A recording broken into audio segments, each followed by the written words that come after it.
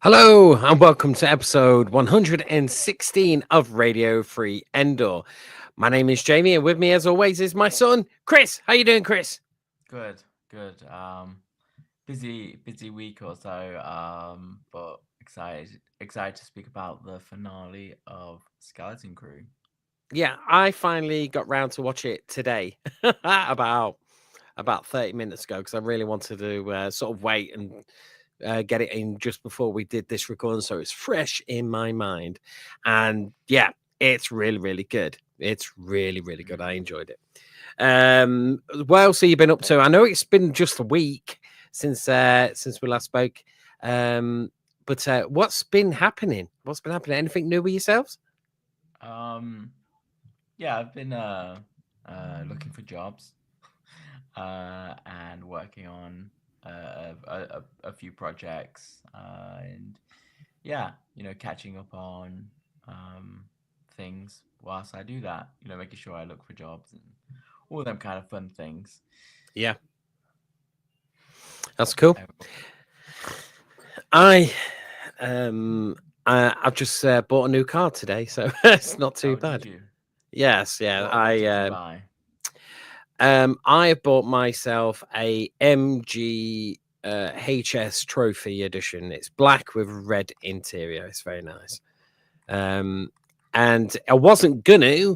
It's just that was it Toyota phoned me up and said it's about time you wanted to trade in your car. So I made an appointment, went down there and sat there for an hour on from my appointment. No one came to me, so I got up and I walked across the road to Arnold Clark's and had a look round, and then one car just popped out at me, and I thought, yeah, I love that.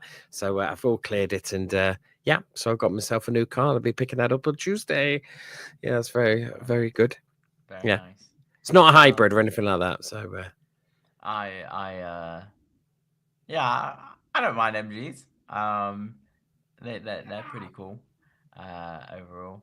Uh, but yeah, I'm glad you got a new car and you cool. said goodbye to your old one. But something you need to do this time is make sure you click all the buttons at least once in the first week. Find out what they are. In fact, yeah, I finally put on the eco mode on my CHR, and it took me down the road quite nice. Well, I was in heavy traffic for the football, so I was like, oh, I must just stick it in EV mode. Yeah, that's very cool. I tell you what, if I did take some photos of it, and if anybody's interested, I know it's a bit cliche, but uh, there you go. It's all. Can you see that? It's all Yeah, nice very red nice. interior. Yeah, it's very nice. Very Italian for a Chinese car. What are you talking about? It's British. MG's British. What are you talking about? No, it's not. Just like Mini is 100% not German. Yeah, that's true. Yeah, that's true. Um, Uh, yeah, that's true. Anyway, I tell you what though, Chris. Let's head over to the news section because some bits actually dropped this week of news. I'm not too sure if you're aware of these two bits, right?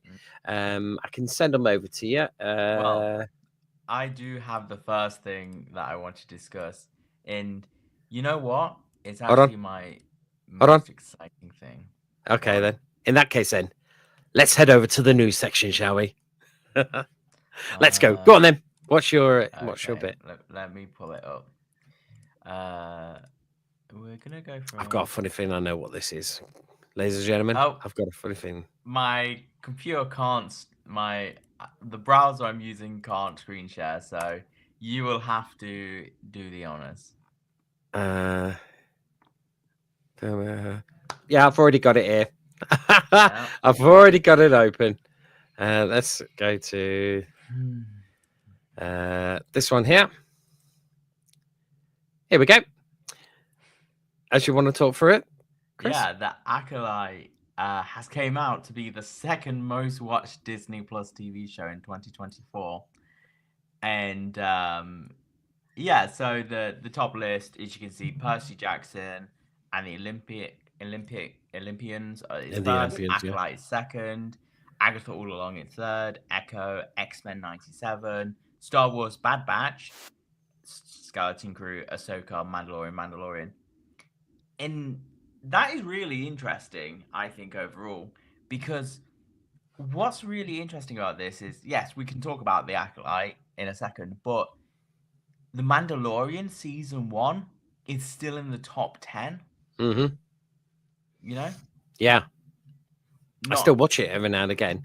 But I think this is fake. I think this is fake news because um, Agatha all along Echo. Did anybody watch Echo? I don't think so. People only watched X Men '97 because they thought, oh, this would be just like the original '97, which, to be fair, it was. It was.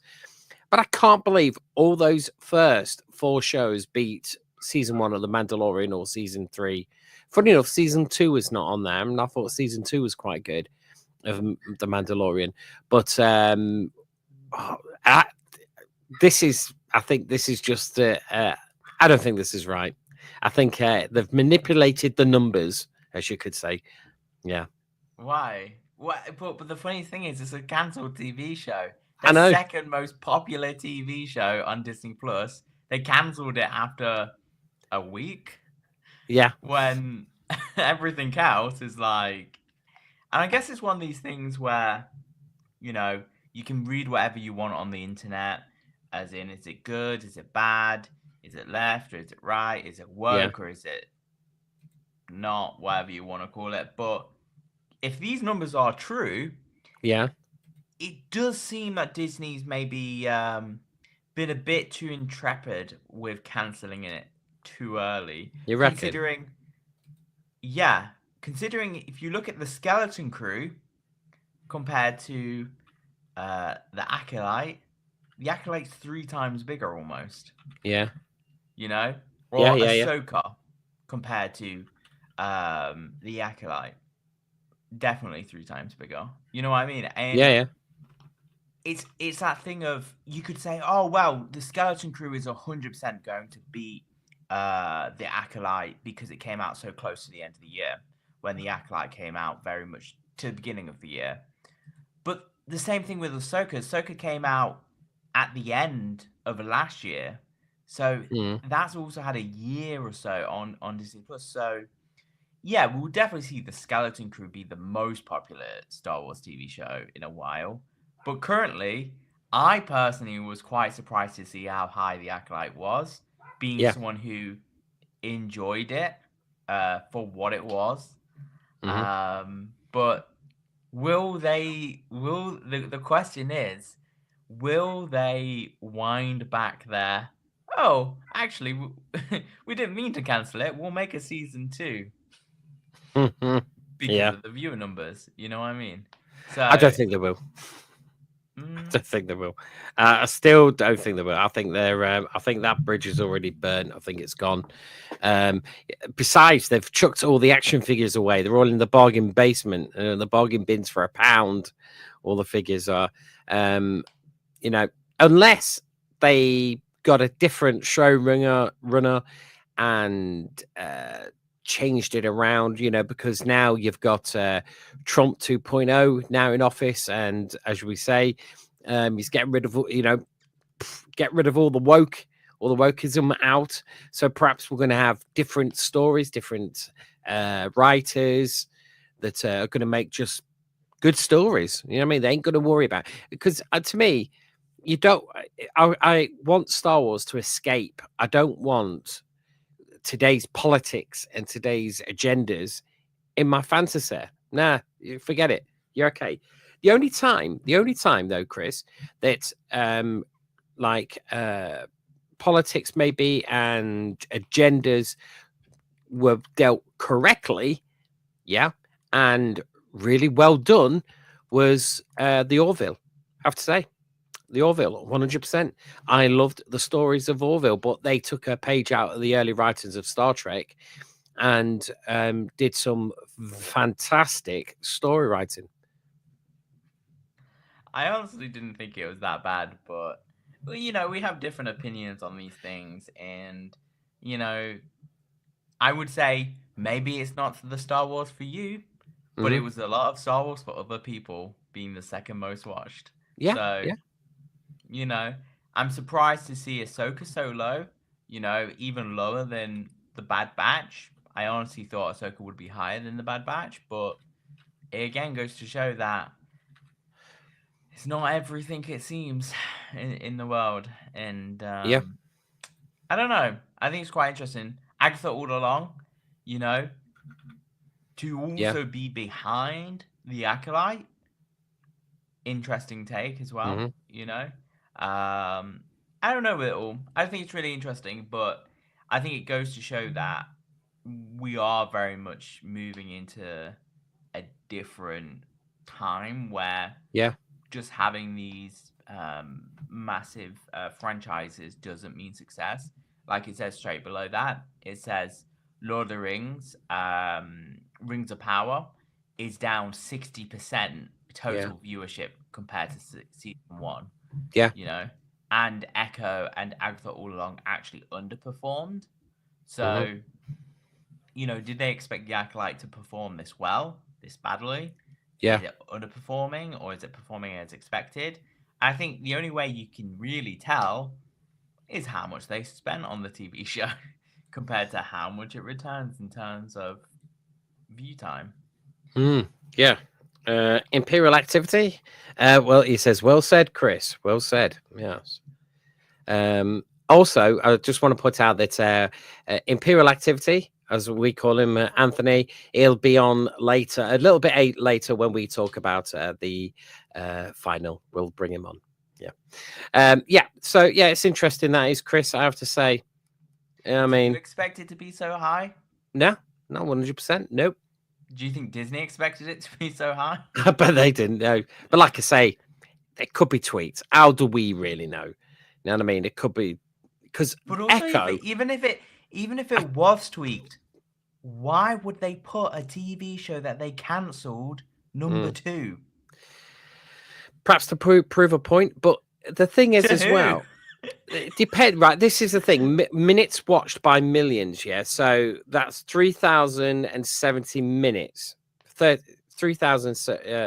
Yeah, yeah, minutes. Yeah, Do they million. class? Do they class? Of you're watching the whole thing for people who just tuned in and went, "Oh God, this is God." Yeah, I mean, who watched the first couple of episodes then dropped off, or is it the whole season? It's the It whole will season be in general, isn't it? all the same. So obviously there'll be a bell curve of people who started Mm, compared to end it, but yeah. yeah. Imperial Activity, absolutely. Lucasfilm said I had hopes for the Acolyte to do well. It was their flagship show of 2024. Yeah, yeah, absolutely. I agree. But unfortunately, everyone watched it and went, ugh. I must admit, when we watched the, Not everybody watched. Not yeah, everyone went. yeah, You maybe, yeah, went. I ugh. went. I quite enjoy that, and I would enjoy a second season. Mm. And Mhm. it just needed tweak. I said this before. It just needed to go through another round of rewrites, maybe, or somebody come on and have a right good look at it and go, "Do you know what?" Too bad that was a Because writer's strike. yeah, but some of it was just like not right, Chris. It was just not right. It seemed like it was a first draft. You know what I mean? And it literally made up Star Wars lore on the fly. You know what I mean? Or maybe changed Star Wars lore on the fly as well. I was like, "Ugh, okay, never mind." Did you ever Yeah, finish it? yeah. Couldn't be asked to watch the last What? episode. Nope, The last didn't see it. episode's one of the best Nope, episodes. nah, didn't watch it. By then, I was like, "Nah, I'm done with that. I can't be bothered. I've got other things to watch, better things to watch." Chris, I've watched. How In can you fact, I've declare watched that you've got better things to watch episodes if you've of not I've watched finished it? episodes of Skeleton Crew more times, like multiple viewing than I've watched The Acolyte. Yeah. Sorry. That's the way it is. Right, I've got a bit of news. Yeah. Okay, okay. Right. So my bit is that on Dark Horizons, because I couldn't find it actually on the Star Wars or on Fanta Tracks. I don't know why, but this So, on Dark Horizons, Daisy Ridley's Star Wars film gets new writer. Whoa. So the Bourne Ultimatum and Ocean's 12 scribe George Nolfi has come on board to pen the screenplay for the new Daisy Ridley centric Star Wars movie, The New Jedi Order. Pakistani Canadian documentary filmmaker Sharmeen Obadi Chino, I don't know, is due to make her narrative feature debut on this project, and Ridley reprising the role of Rey Skywalker. So, as the report, the story will take place 15 years after the events of 2019. Star Wars: the Rise of Skywalker. It delves into Rey's courageous endeavor to restore the Jedi Order, where she assumes the role of Luke Skywalker. As the mentor to two promising young students, a girl and boy, who she will end up calling Skywalker to produce the next Skywalker trilogy. No, I'm joking. I've just made up a deal. As their training progresses, it becomes evident that the girl possesses extraordinary abilities, destined to emerge as a future leader. Of course, the girl. Of course, I can't have a boy become leader now. Ugh. Hold on. I've got some messages from Imperial. To be fair, the whole of Star Wars has been made, as you say, on the fly. That's very true. As I said it, I was thinking, kind of. And 48 years of on the fly. Yeah, I agree. Yeah. What do you reckon to this news, Chris, about a new scribe? Because to me, I don't think that. I think this will just suddenly disappear, or it'll get a new director or something. Damon Lindoff and Justin Brick Gibson were the first writers before Obey Charney was brought on, and they exited. Daisy Ridley joined the Star Wars project in April 2023, and then Peaky Blinders creator Stephen Knight took over scripting duties.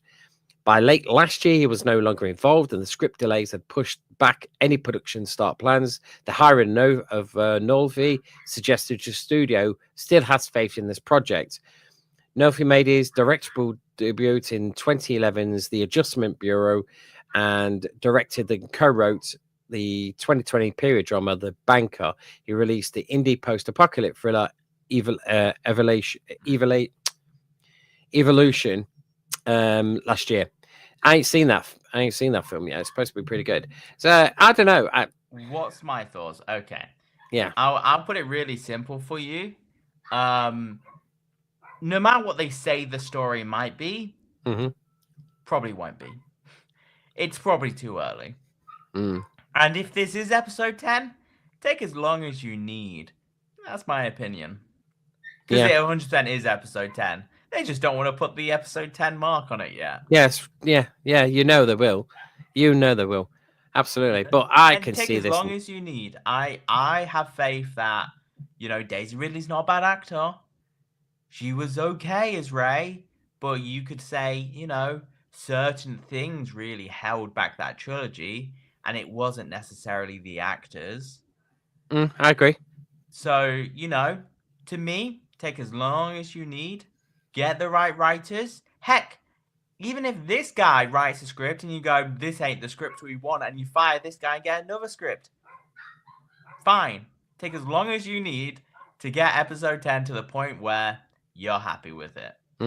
Instead of just going, this is what you complained about with The Acolyte less than 10 minutes ago of get a different script.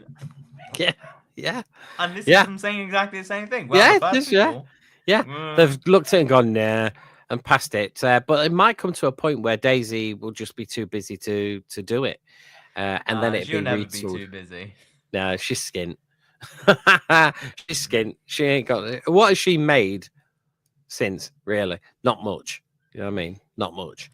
But yeah, I mean, by all means, if they could get it and be good, no doubt, Chris, we will go and see it. We will.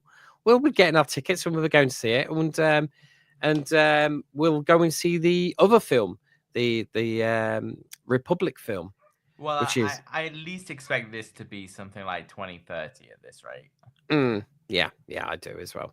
And also, that brings us to the other bit of it's a good segue. This one is to the other bit of news, which is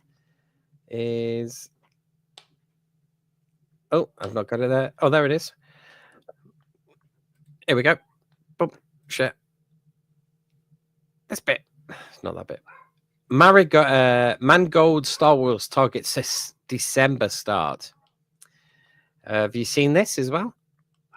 This came Yeah. on, I think, not long ago. Still on Dark Horizons, this is. So it's looking more and more like Ford versus Ferrari and Logan filmmaker James Mangold's next film would be the Star Wars movie, first He announced made a over more 2 popular film than Ford versus years ago. Ferrari and Logan. Which one was that? Ah, it's Indiana Jones, the best one. There's not been an Indiana Jones film for at least, what, 15, 16 years? What are you I talking think that's about? your dementia talking. Yeah, I don't know what. Thank God. Thank God. Oh, that's my dog. Just wondered who just popped in. Don't pull out my wires. You know that they really have a hate boner when they say he didn't make Indiana Jones. Hold on a second. Yeah.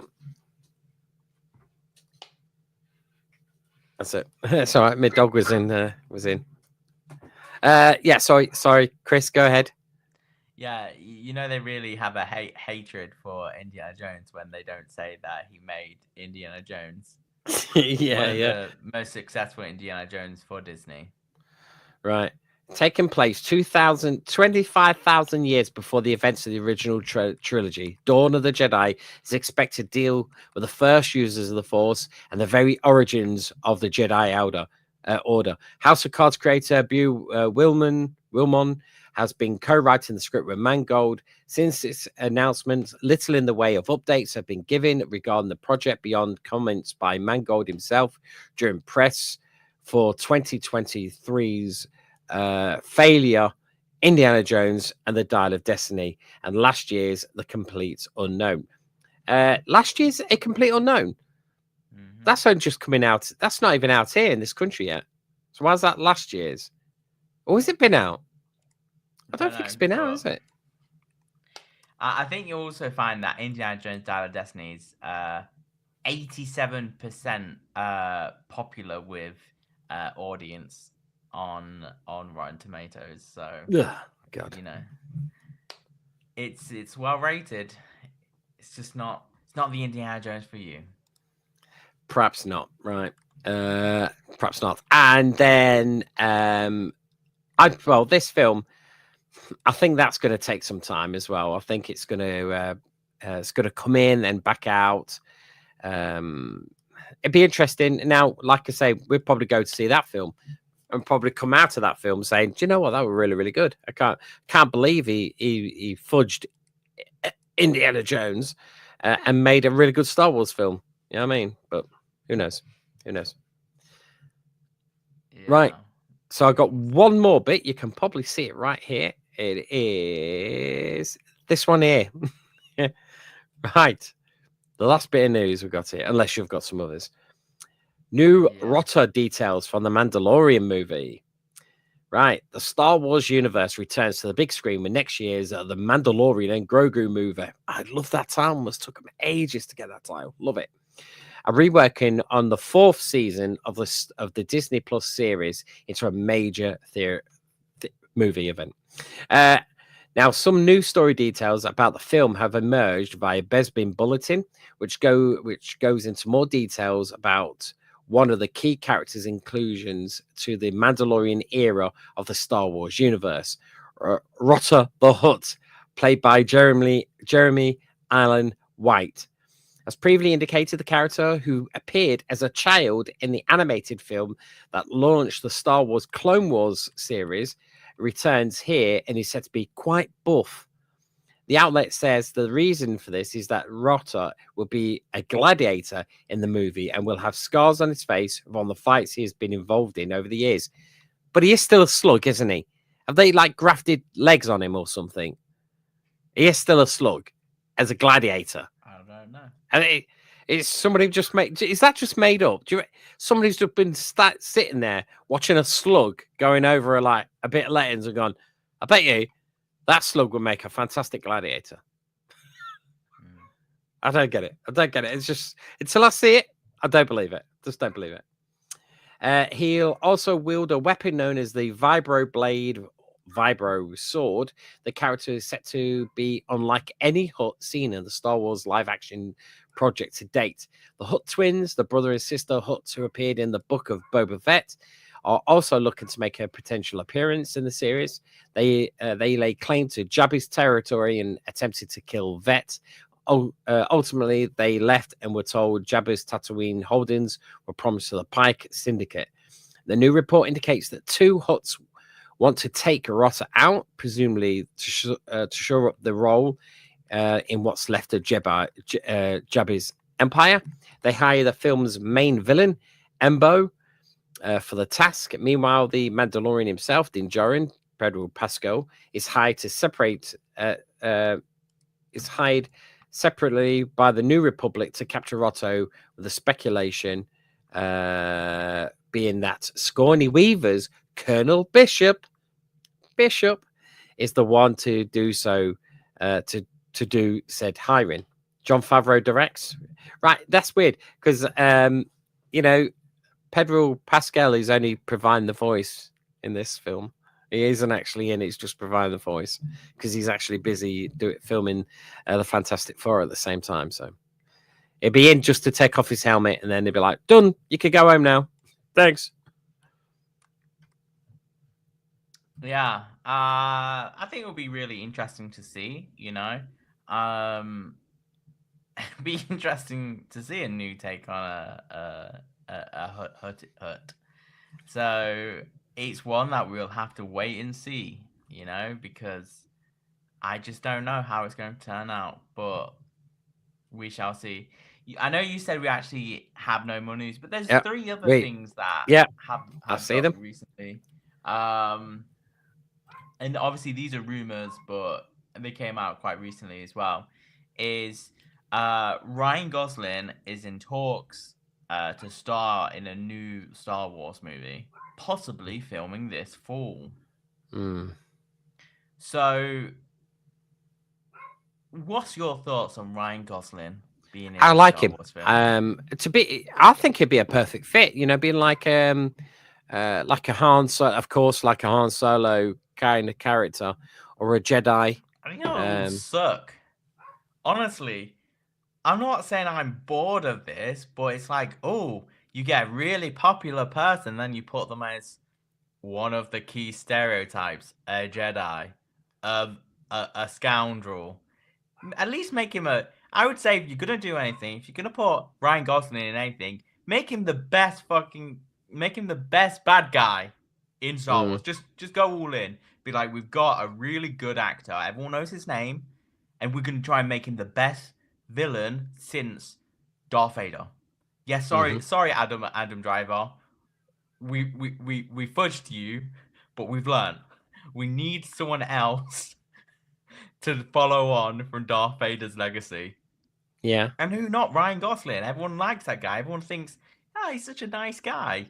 Make him like young Palpatine or something. I don't know. It'll be funny. yeah. Now Um, that would be funny. Ryan Gosling playing Sheev Palpatine. that would be good. Yeah. THR was unable to share any additional details on Gosling's possible casting or what the plot of Lever's film would entail. They only added that the film is currently set to be a standalone. It's worth remembering that the same was said for past projects that never came to light, such as Damon Lindelof's Certain A New Jedi Order, which was being developed as the standalone. But if successful, sequels could be spawned.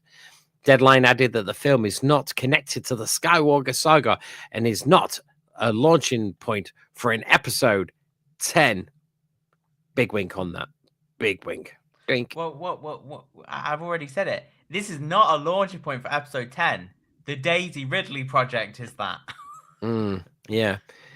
Deadline added that Lucasfilm and Livy are looking to begin shooting this fall, which lines up with a past report from Jeff. Can't read that. Well, who previously shared the Sean Levy was keeping a window open for September this year for the Star Wars flick. Past reports also pointed towards the film lead being a teenage boy or a young man, and that Daisy Ridley's Ray Skywalker would feature. Big wink again. Though Ray will be older than Lucasfilm had planned her to be in the Shimin Oba in Jedi Order, basically. So Sean Levy will be developing his Star Wars movie since late 2020 and has been working on the project with a past writing partner of his. Levy is best known for his work as Stranger Things, Free Guy, brilliant, Night at Museum, great. Whereas Topper's most known for The Adams Project. That's not bad, The Adam Project. I like that. A movie directed by Levy, but his best work comes in the form of television series. Warrior and the Banshee, Topper's next release on Apple TV series, Your Friends and Neighbors. So yeah, yeah. What do you reckon? I like, yeah. I like Ryan Gosling. I watched Fall Guy the other day. The Fall Guy. Yeah. That was really good. Yeah.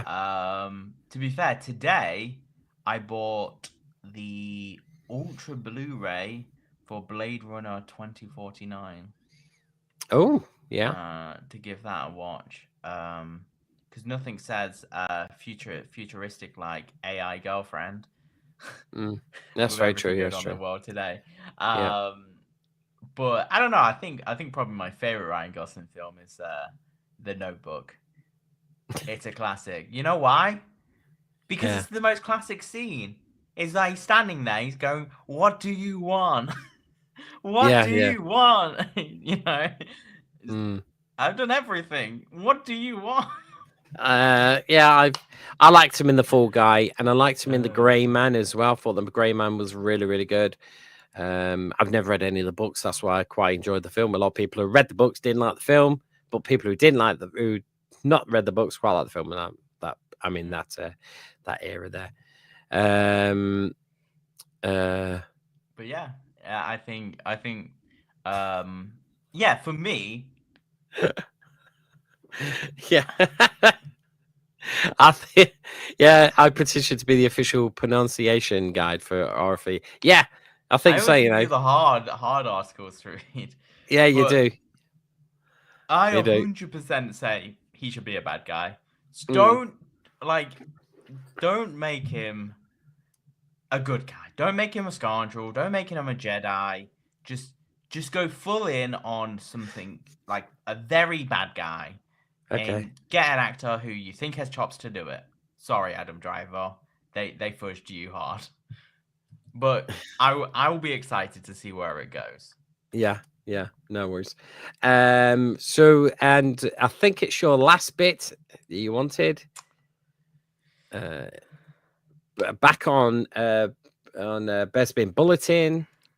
Quite good for Yeah, news now, isn't they? well, they're more rumors, but rumored that Ewan McGregor, Hayden Christensen, and Ariana Greenblatt are rumored to star in Star Wars Ahsoka season 2. Obviously, this would be flashbacks for um, Ahsoka season 2, and yeah, I think it's 100% a really interesting idea. You know, especially because um we say flashbacks, but actually it doesn't have to be a flashback if they don't want it to be, Mm. because I don't want to put my Star Wars theory hat on Yeah, go and on. go all the way, but if they're very much setting up Balin Skull's character to be going to the world between worlds and Mm. all of this kind of stuff, would we actually see Hayden Christensen as a projection of Anakin as one of the good, light, or bad? When you had the father, the son, and the daughter, as like a Yeah. new generation of that, where Anakin is now the father, you could say, or something Mm. like that. I think it'd be really interesting, but I think overall, what's your thoughts? Would you be interested to see more flashbacks to um, the past in Ahsoka's show? You know, where they Uh, the best bits? they were really good, and they did the de-aging on Anakin on Brand on Hadrian Christensen. Hayden Christensen really well, really well. And I did the flashbacks gave me tingles, and I mean I did like it. They did it perfect. Um, but more okay as long as it's it's good for the story, then yes, I don't mind it. Um, I don't mind them. We never used to get them until we got the Disney era for flashbacks. But hey, you know, they just love having flashbacks. That's the one thing that They love the blue lightsabers. they That's what I love the keep blue saying. lightsabers. Imperial activity. Some here in our galaxy are learning that way, Chris. But as for now, we don't know. Mm, Mm.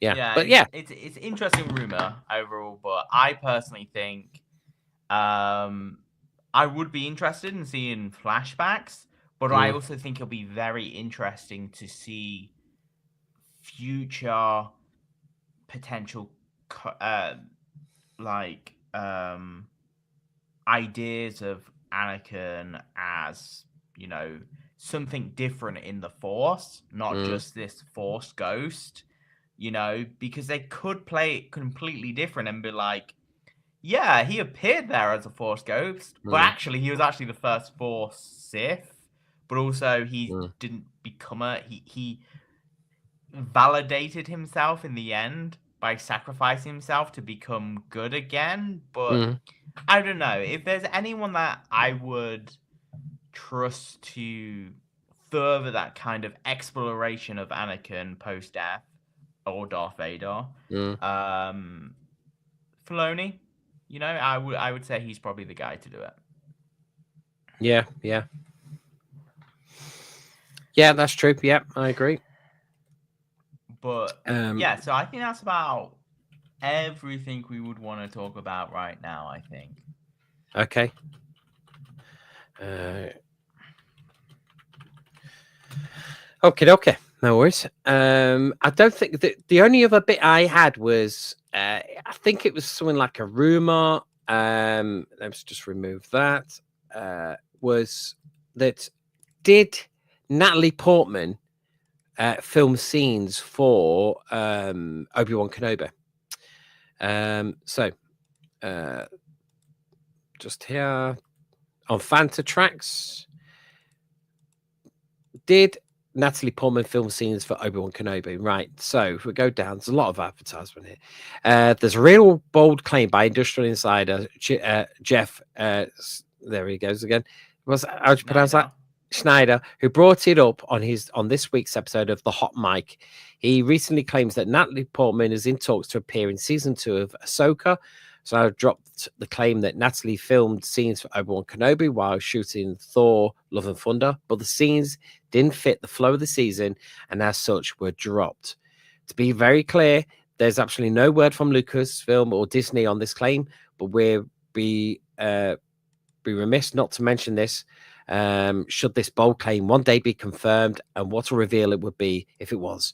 Could Padme have appeared in a visual effects enhanced flashback? Who knows? Oh, do you know what? Talk about that. I saw something um, on YouTube, and it was basically somebody had done a video of Luke going to visit um, his mum's grave. I'll try and find it for next time. Hmm. Yeah, definitely. So, One last so thing. Uh, there's always a lot, but this one is actually one for you. I would have skipped it because it's not my jam, but I think it. I think you'll enjoy it. okay. So Hasbro Yeah. reveals a new wave of new products from the Black Series and the Vintage Collection. What we got here? What we got? So we've got let's have a look at this. Are these the new ones? Mm-hmm. So Mandalorian Sniper, we got Commando. Looks quite good. That looks good. That's 3 3/4. That is. I love these action shots they do. Looks quite cool, actually. That's an action figure with mounting guns. That's a backpack. I've got the guns and stuff. Balin Scroll. Now, this one I will get 100%.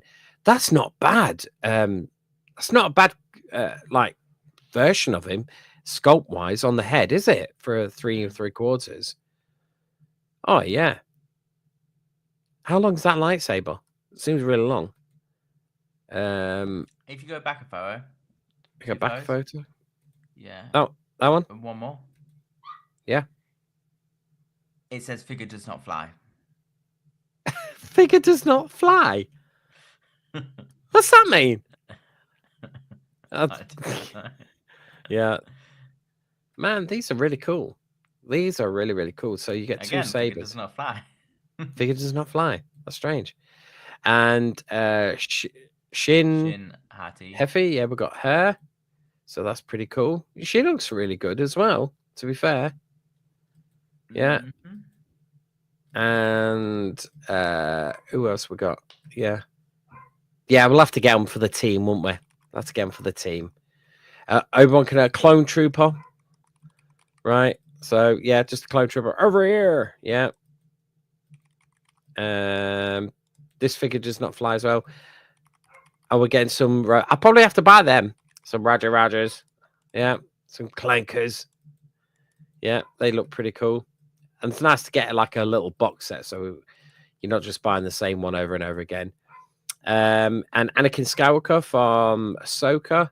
We've got him as well. He looks all right. I like how his tunic is in cloth. It's pretty cool. That is pretty cool. Yeah. And we've got Captain Rex from Ahsoka as well. Was he in Ahsoka? I can't remember him being in Ahsoka. Was he? Yeah, he was in the flashbacks. Oh, yeah, it was, yeah. Yeah. Obviously, he doesn't take off his helmet, but... That's right. Yeah. So that's it. Yeah. So that's pretty cool. Yeah. And obviously, everything we've talked about, Star Wars Celebrations is only 88 days away. Wow. And they still have tickets, by the way. They don't have 3-day tickets, but you can still buy a Saturday ticket and a Sunday ticket. And how much do you think the tickets actually are in pounds for a day ticket? I don't know. It's only £45. Really? £45 for a day ticket. Yeah. Oh, bloody hell. Yeah, it's $53. So, it's a very different thing, because it's not European or American. Yeah. They know that it's a different market to sell, but yeah, it's quite an interesting one. Maybe if they have tickets closer to the time still, and I'm available, maybe I'd go, because I've always wanted to go to Japan. Yeah, that's great. Cool. So is that the end of the news then, Chris? I think so. We've covered a hell of a lot, but yeah. I think that's a good thing. Yeah.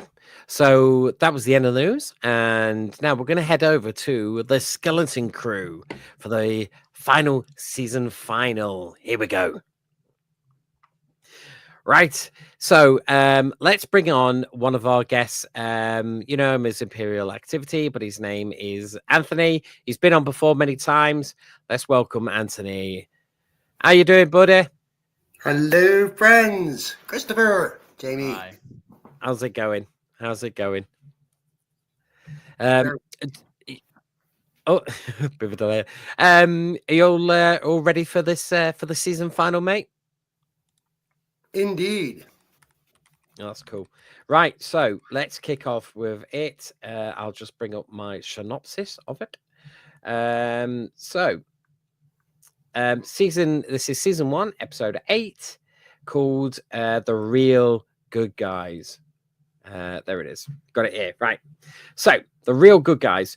Jod continues to pose as the Republic's emissary. He orders Wim, Neil, and KB Neil. to be confirmed to their confined to their quarters while he takes Fern and Farah to meet the supervisor, who is revealed to be a massive droid. When the supervisor contradicts Jod's claims about being a Jedi, revealing to have learned of the Jedi Order. Learned of Order 66, Jod is forced into destroying the supervisor. This causes a blackout in the city and shuts down the safety droids. Well, I'll leave the synopsis there because it goes into it. So I watched it this morning, today, about an hour ago, sort of thing. Totally loved it. We actually watched the episode before and then this one just to catch up because Nikki hadn't seen it. And straight away, how the episode finishes with him with a lightsaber out. I was thinking, how's he going to do this? And he just whips it back in. There's a very charming courtesy and goes, "Hello, I am the emissary," and stuff like this. And I was thinking, Jude Law, always just such a good actor. Do you know, Jude Law is such a good actor in this series. You know, even when he's his worst, I still go, "Oh man, I really want you to be a good guy." Good guy. What do you reckon, Anthony? Yeah, that left me wondering. Good many of us actually, but myself, yeah. When episode 7 closed out and it opened it up, and like you said, he did kind of a flourish and a curtsy, and was like, because my first thought was, you see him hold his arm out and the blade ignites, and I'm thinking, okay, there's security droids there, and they're armed. Very likely just set the stun, but they're armed. What's his intention? What's he going to do? And then, yeah, it was playing the part. Yeah. He was fixing himself to play the part. Yes. Oh, I'm the official emissary. I'm here. And all I really want is your credits, all of them. Yeah. But the thing is, what I thought as well, if they know about Order 66, the moment he got his lightsaber out, you think the security droids would have gone, "Hey up, he's got a lightsaber. But Stun him." You didn't necessarily say anyone can have a lightsaber. Doesn't mean he's a Jedi. Yeah. You know, and obviously, we get more information about the governor of the planet, and obviously it's all interconnected. But this is what happens is obviously the ship is locked down, and the emissary Jude Law's character says, "Send all the kids to their accommodation, apart from Fern and her mother, because they're going to go see the governor." So Jude Law's character Jod, Fern and her mother go see the governor at the top of the spire. That was quite interesting. It's the slowest lift ever. Yeah, but there's actually another behind the scenes video I think came out this week, and they were saying that the spire is something they wanted to be seen in most of the at-in shots, as in the governor is always watching. And when they get up there, I guess the first thing to say is, did you expect it to be a droid? Or did you expect it to be some kind of like Darth Vader chamber with some guy to just walk out of it? To be fair, I don't know what Anthony thought, but I 100% thought it was going to be the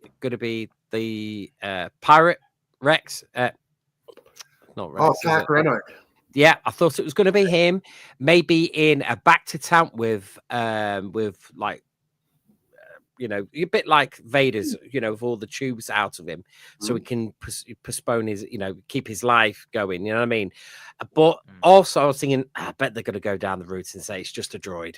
I bet they're going, and they did. And straight away, my wife went, "Oh, look at that! It's just a massive R2D2 head in the middle of a room." And I was like, "Oh yeah, more like it's more like they had a look at Chopper. I went, let's put his head in." Yeah. What did you reckon, Anthony?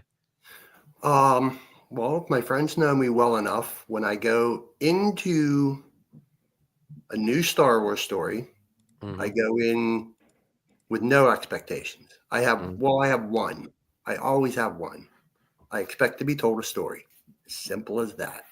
Yeah. Anything beyond that, yeah, I've never been able to do that, having an expectation of anything, because none of the story is mine. Mm. And Lucasfilm's not listening or asking what I personally want to see in this. We always have gone to these, Jamie and I especially, since we were kids, to get lost from all of that in a story. That's all I've ever been able to do. And I've heard lots of different thoughts over the past, well, it's been longer than 7 weeks now. Yeah, lots of other folks, because I always have earbuds in my ears listening to podcasts. Some folks were dead set, like Jamie. They thought it was going to be Tack Renard in some way, some shape, fashion, or form. Others were set on it being a droid. Some folks were absolutely certain we were going to see Hondo and Akka. Yeah. Didn't happen. Yeah, those are, to me, in my opinion, those are expectations.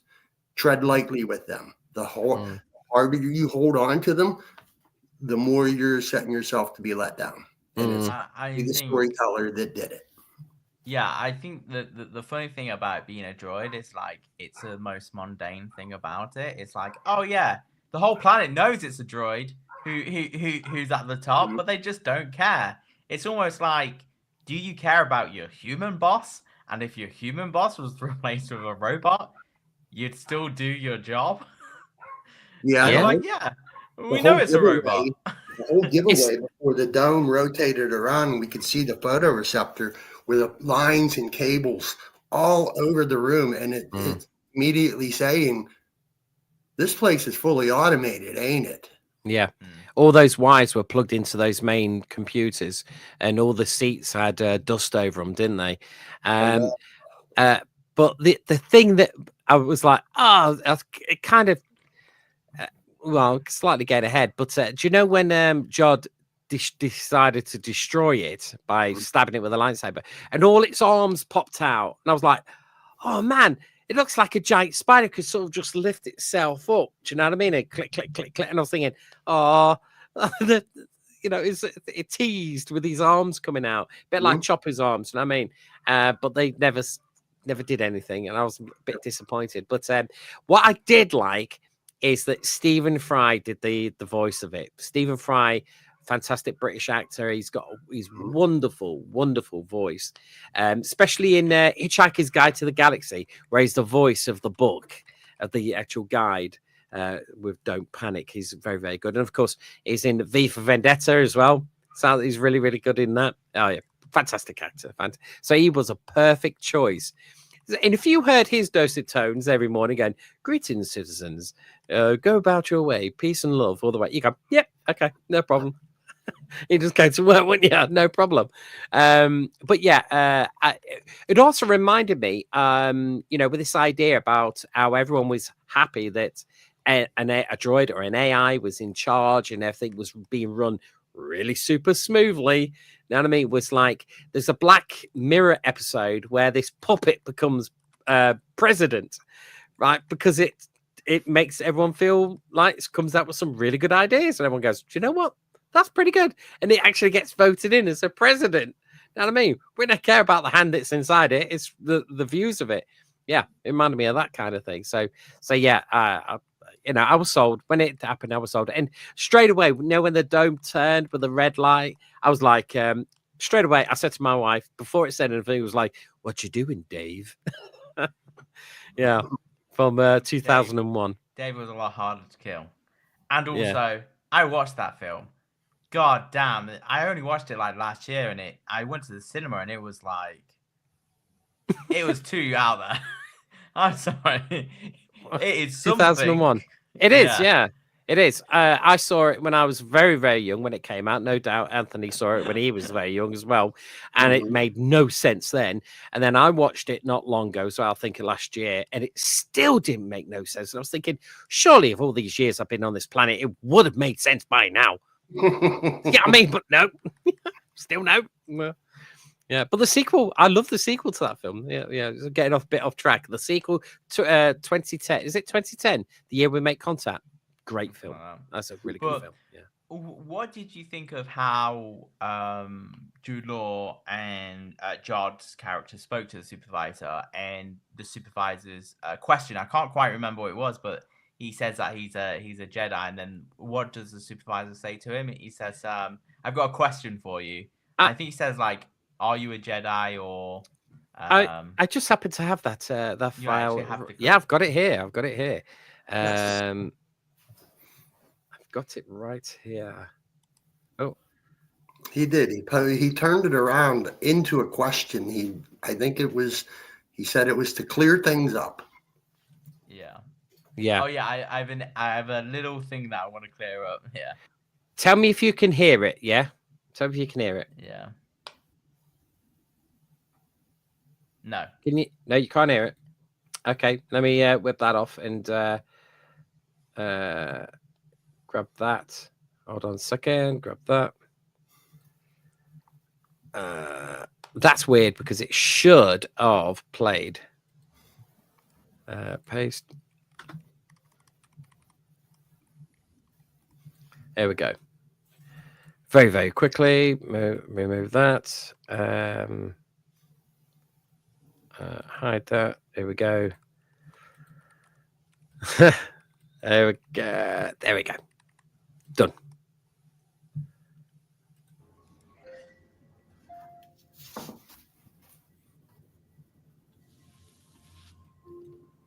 Hear it now? Yes. You see, the supervisor so rarely grants an audience.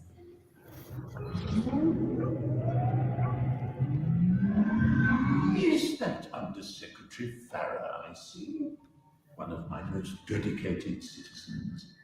I have been watching over you and your daughter with great interest, and I'm pleased to see she has been safely returned.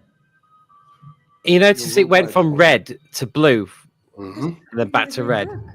And I see a new face. Please introduce yourself. Greetings, Supervisor. I am Jod Nanabu, emissary for the Republic and Jedi. Greetings. It's a trick. I must admit, I began to doubt an emissary would ever visit our humble mint again. Indeed, our apologies. We've had our hands full. You understand, thwarting the many evil schemes to destroy the Republic. The Republic? My outside galaxy is so dangerously unstable. Yes. Now, as emissary, I need my other ship currently in orbit beyond the Great Barrier. Why doesn't your second ship simply land as you did? You ask too many questions of your emissary. What you need to do right now is obey. Well said. Strict obedience to authority has kept Adatn running smoothly for generations. Your other ship may land if you can clear up one tiny detail. There it is. You see, the last message from the Republic stated that all Jedi were traitors. So, which are you lying about? Being an emissary or a Jedi? He's a pirate trying to invade the mint! As I suspected. Seize the impostor!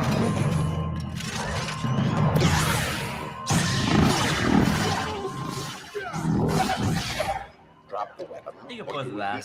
I think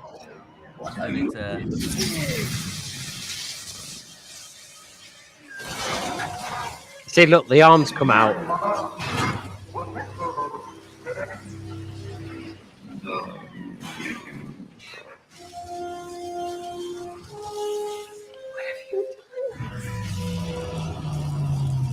Turn. Bring your mummy up to speed. Bring your mother up to speed. Do you notice it made the noise of Chopper right at the end of it? Right at the end of that. Yeah. Well, I personally think that not that I think the supervisor is truly dead, but it's a big machine. Yeah. Just for its critical infrastructure to be right behind its viewport. That's right. Yeah. I have a question for the floor. Go ahead.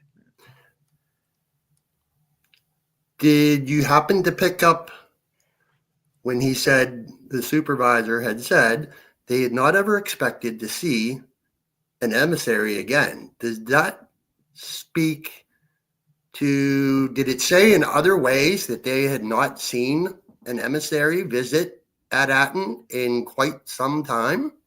Mm. Mm-hmm. Yeah, because the Onyx Cinder had crashed and then trees grew around it. So it has been there for a long. What's the time difference between, say, so they got the message from Order 66 till now. So you've had, how old is Luke? Luke would be about what, 20, 25, 30. So about what is it? About 35 years, would you say? They've been on their own. Somewhere in that neighborhood, yeah. 28 years. Yeah. There we go. Skeleton Crew takes place 9 ABY. Yep. Right, gotcha. So I reckon so that Tex Redner was probably shot down. He tried to blag it himself and he got caught, so he took off and then he got shot down and he crashed. No, it actually says in an earlier episode that he crashed the ship himself Oh, he because did, didn't there he? was a mutiny. Yeah, he Obviously, did. he was going through the force field and everyone started freaking out. Mm. And then he must have crashed it. But there's actually a question that I asked you last week, Dad, that I would love to hear Anthony. Imperial's opinion on. Yeah. Is they've said that the ship is from At-Aten. Mhm. Do you believe that? Because I personally don't believe that. I think the ship can go to At-Aten, but it just to me doesn't make sense that the ship's originally from At-Aten. Because if it was, then how did it get taken by a pirate? If that makes sense. Compared to all of the other planets that have been destroyed, to me it feels like it's actually probably from one of them planets, not At-Aten. Yeah, because he would have What's had your to gone opinion? through the barrier first. Yeah. To get the ship. Unless the last emissary was actually from the planet and became a pirate. Mm. What's your opinion, Anthony? Now Chris does have me thinking, because I've heard many other opinions and nobody has brought this up yet. Is it possible that this ship was built on one of the other, what was on the map? Like at Akron or at One they of will the start other with at something. one of the other jewel worlds. Could one of those other, each of those other worlds, we got to see a bit of at Akron. Don't know its exact purpose. Were there vaults there too? We don't know. And then the name, we have only heard the names of the other ones, the other worlds. Would each of those have its own purpose? In some, Or were they all treasure planets? yeah, Because and it's one of these things where go ahead, Chris. I would expect that the ship could go through other ones as well. As in, if you would suspect that each of them had one of these barriers, I would expect the same kind of ship could go through all of them because they say, this ship is the key, So obviously it's something that is not explained deeper, but the easy answer is to say, oh, it's from that planet. But it's also like no one realizes it's from that planet, so they must not see starships very often. So it's kind of like one of them things where it's like there's auto lock, so it knows where to land. The autopilot, gears exactly lock into the right place. So obviously I would expect that there was multiple of these ships, and this one obviously was taken over by a pirate external to one of the systems, but was lost obviously on going back to the system. So I think it's one of the interesting things where they're like, oh, my other ship needs to come through the barrier, and it's obviously an interesting thing that they can allow it. Something that I thought was really interesting as well with the supervisor was he got communication from the galaxy, but all of the signals were being blocked. Mm, So he can listen and potentially speak out, mm, but nobody else on the planet could. I thought that was something that was interesting as well, because obviously he got communication that the Republic had fell. Also, oh, go on, carry Sorry, on, Chris. I was just gonna say the other thing that I just wanted to say was he said the Republic. He didn't say the old Republic or the new Republic. He said the Republic. So this was obviously, may explain how people like the First Order got so popular so fast, is that they went and plundered another one of these planets. And when we've got all the gold in the galaxy now to build a Starfleet, Yeah. So I think it's very interesting questions and lore that can be expanded further to say, actually, how did some of these big things happen? Even the casinos on I forgot the planet that was in episode 8 Bantaviv. Yeah. Canto.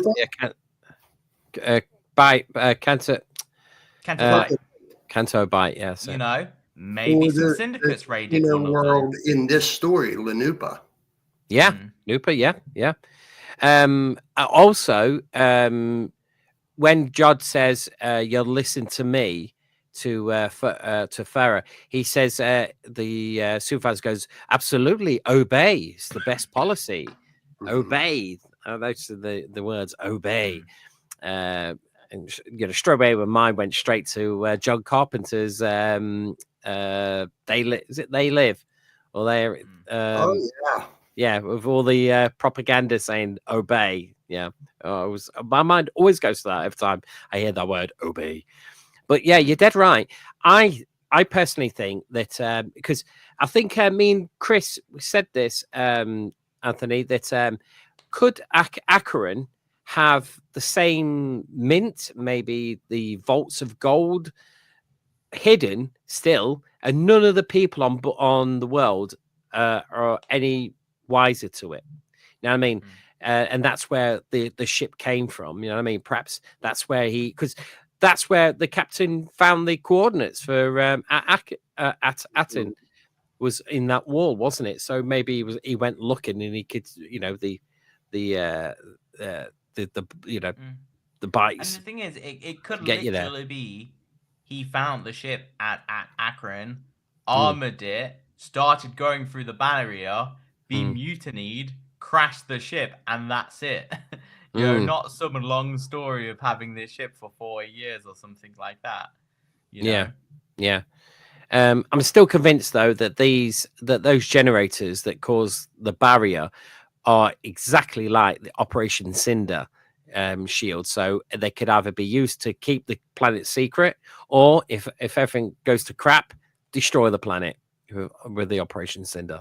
Two functions because they look just like the same design. Yeah. They are very similar.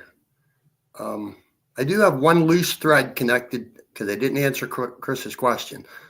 I think I'm going with what the story tells us, that the ship was from Aten. We were given a hint before the kids got aboard the Onyx Cinder and made off with it, and then Jod sneakily found his way on. He gave orders to the pirate crew to find a device that allows the Cinder to go through, take it out, and install it in the pirate frigate. So it has some sort of countermeasures that allowed them, whenever the ship was going through, you could see the different satellites changing. They had a red glow to them, and then it went green, and that allowed the Cinder to go. And then when the pirate fighters that were following, the two later that followed and chased the ship, when they came within the vicinity of those satellites, they turned back red again and went zap, like get them. Yeah, and I absolutely. think this is something that Star Wars is not something that I think we speak about a lot or not, but I don't think technology moves very fast in the Star Wars universe. Like, not that, like you're saying this about, a technology the Empire used to destroy the world has probably existed for 500 years, or when they built the original mints, or Mm. yes, there is cloning technology that has started existing, but like hyperspace travel has been a age-old technology Mm. for, Mm. for for Star Wars, and how they built Coruscant is, they've had technology for a long time. It's like Dune, I think, as well. It's like technology has existed for a long time. It's just the technologies that come out now are a lot slower, but they're bigger technical leaps. Mm. And you see that with the kyber crystals, the Death Star, and Mm. how big Mm. it gets. That's the refining of that technology over the Star Wars timeline, the Skywalker timeline. But I think very much this technology of the ships, something that I thought was quite interesting as well is that the ship felt very old Republic style, Mm. but Mm. then they say it's a Republic mint. So, is the planet actually old? It was actually made by the old Republic, and then obviously stayed to the Republic, and then fell, or has it always been like it felt like the systems broke in the old Republic, but they just maintained, Mm. watching, Yeah. keeping the planet safe? I think it's really interesting, and I don't know. One of the questions that I do have, and I think we'll see more in the future, is SM-33. You know, who actually it? Like, what kind of droid is he? Is he actually one of the original droids from Atatin that was a previous generation of what you see on the planet? But something tells me he probably came with a ship and became a Mm. pirate. Part of the ship, part of the crew. Yeah. I agree with that. As in been what's the word, brain wiped over the years. Yeah. Memory wiped. Yeah. But yeah, I think overall this whole part is really interesting, and let's continue to talk about Jod destroys the governor. Well, the supervisor. I don't know why I keep calling him Supervisor, the yeah. governor, not the supervisor. And that makes a massive power cut. And whilst that's happening, you cut to Wim and his dad. What did you think about that part with his dad and Wim, and them having a meal together? Mm. Oh yeah, he just like how he's trying to see. He wants to say to his dad, but he's trying to keep his dad safe by not saying it. But the moment those droids are down, he's like he said, he jumps out of his bed and he rushes down to his dad, doesn't he? Mm-hmm. How do I bring my other ship through the barrier? Mm. Yeah, I think it's really interesting that the control room had also capabilities for human control as well, as in maybe the supervisor wasn't always the only option. Exactly. And Can I just say here, this bit here, when that handle comes up for them to shut it down, she says to him, by pulling that handle, we'll destroy it and they'll be open to the world. And he doesn't want that. He wants it all to himself, sort of thing, doesn't he? yeah, and this is what Jod keeps saying. He says it could be so easy. I just want He to land doesn't my want ship. anyone to die. He wants We'll them to take our be fill of credits and we'll go. still You'll work. never see us again. No one will get hurt. He's lying. He's gonna stay, and he's gonna. Yes, he does keep saying that. His intention isn't to hurt anybody. even do to the think end, that's- actually. Mhm. But I do Just think even that at is the end. true, as in like his Now, how do I true get- intention is not to hurt anybody. Mm. Mom, don't tell him. I'll show you. Good. Like, can I also say just a quick mention, right, to Michael Giacchino's son? Is it Mike? Mick. Mick. It's also He did Mike. a fantastic job with the scoring of this series. I've been listening to the score on it, and there's on the score, the original score, there is actually a skeleton crew suite, so you can. I think it's about 8 minutes, and it's really, really good. Really, really good. I could suggest, if you're interested, Mick Giacchino has taken time to talk with, I'd say, about a half dozen different Star Wars podcasts where Oh. they've had him on to talk about his whole method of putting this. That if you reached out to him, I'm not exactly sure if it's directly to him or if you have to ask Lucasfilm first, but if he's talked with other folks, Yeah. I don't see any reason why he would tell RFE no. Yeah, that's a good idea. I might reach out to him actually, Mhm. because I've always wanted to talk to his dad. I've always wanted to talk to his dad, but I haven't got the clip. But do you know when? Do you know when I said about that lift to the up the spire is the slowest one? When they get in the spire, Jod and Fern and that get into it. It cuts back to Wim got home. Neil's in the bath.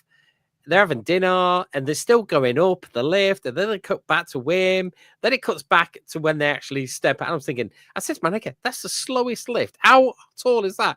And then a bit later on, when Wim get there, he's up in that lift fast as anything. You think, what? Did he press turbo button here? Press it. Doop. You know what I mean? It was like Willy Wonka's magic lift, straight up turbo lift. Yeah, in case of emergency. Yep, this is it. Press it. Yeah, I thought it was quite good. And do you know when he convinces at that point his dad's still not convinced, is he?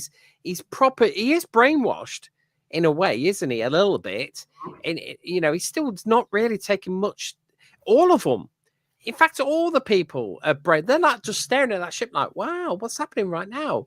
Because in one respect, because the barrier's been up there, I bet you they've not seen any ships flying around at all. They've never seen stars before.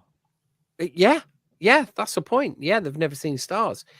Also, can I, for reference here, when I'll show it a bit later, but when the barrier comes down, did you notice that the stars make a cricket sound? Only when the barrier comes down, you can hear crickets. I didn't hear the crickets before the barrier came down, but then all of a sudden, I went, I did not know the stars made noises like crickets.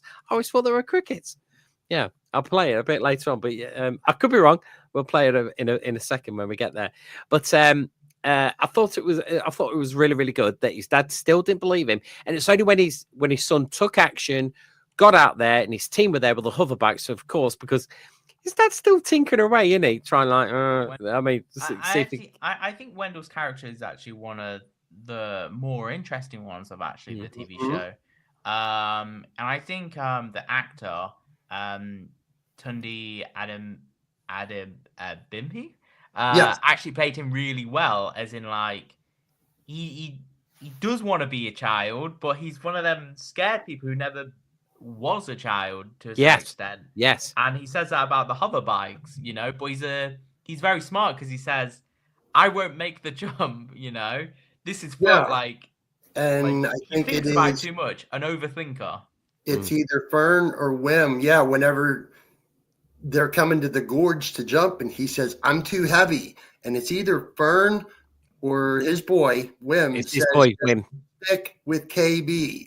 And this Yeah. to me was when I felt like he was really first starting to loosen up from his blinders kind of way of thinking.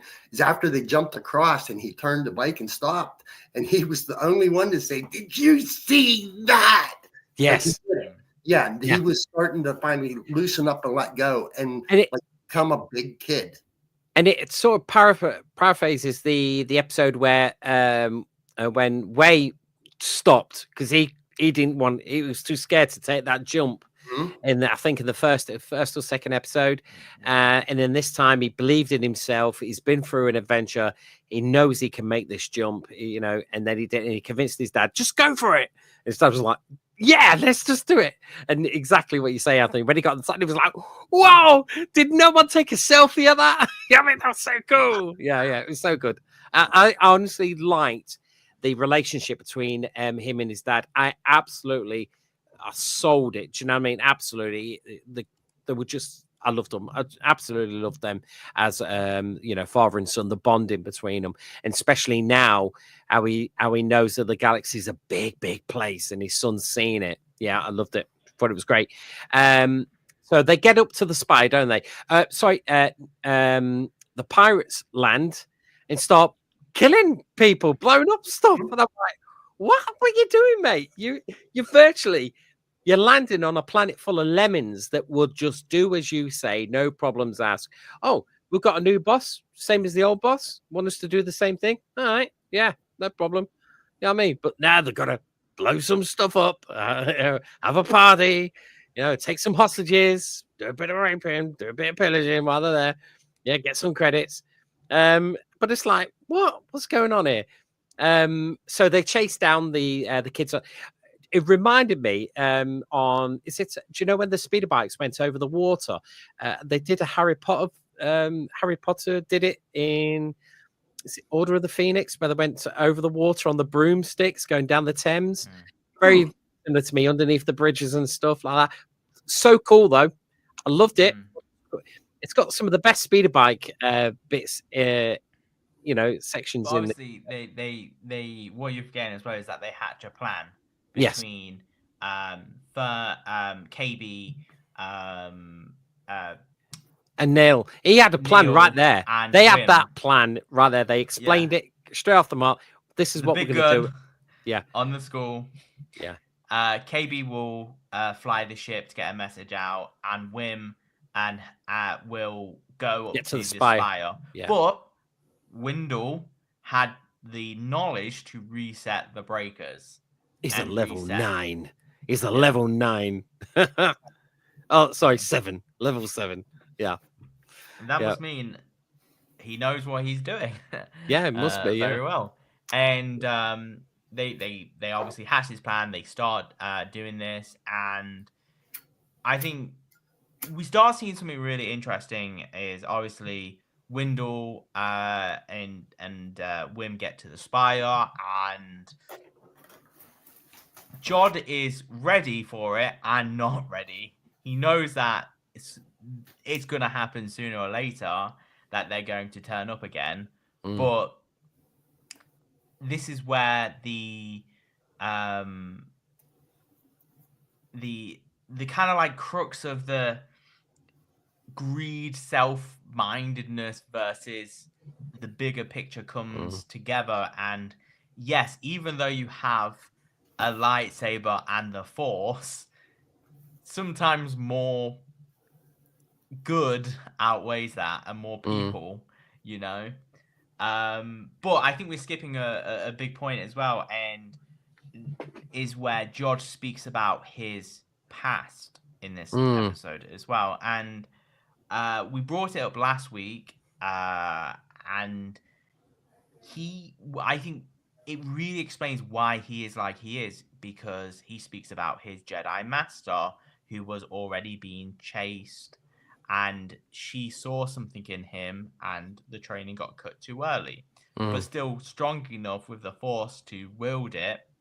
And I think this plays a really interesting point in I think the whole TV show is, he says nobody will come. No matter what you do, nobody will come, because nobody came for him.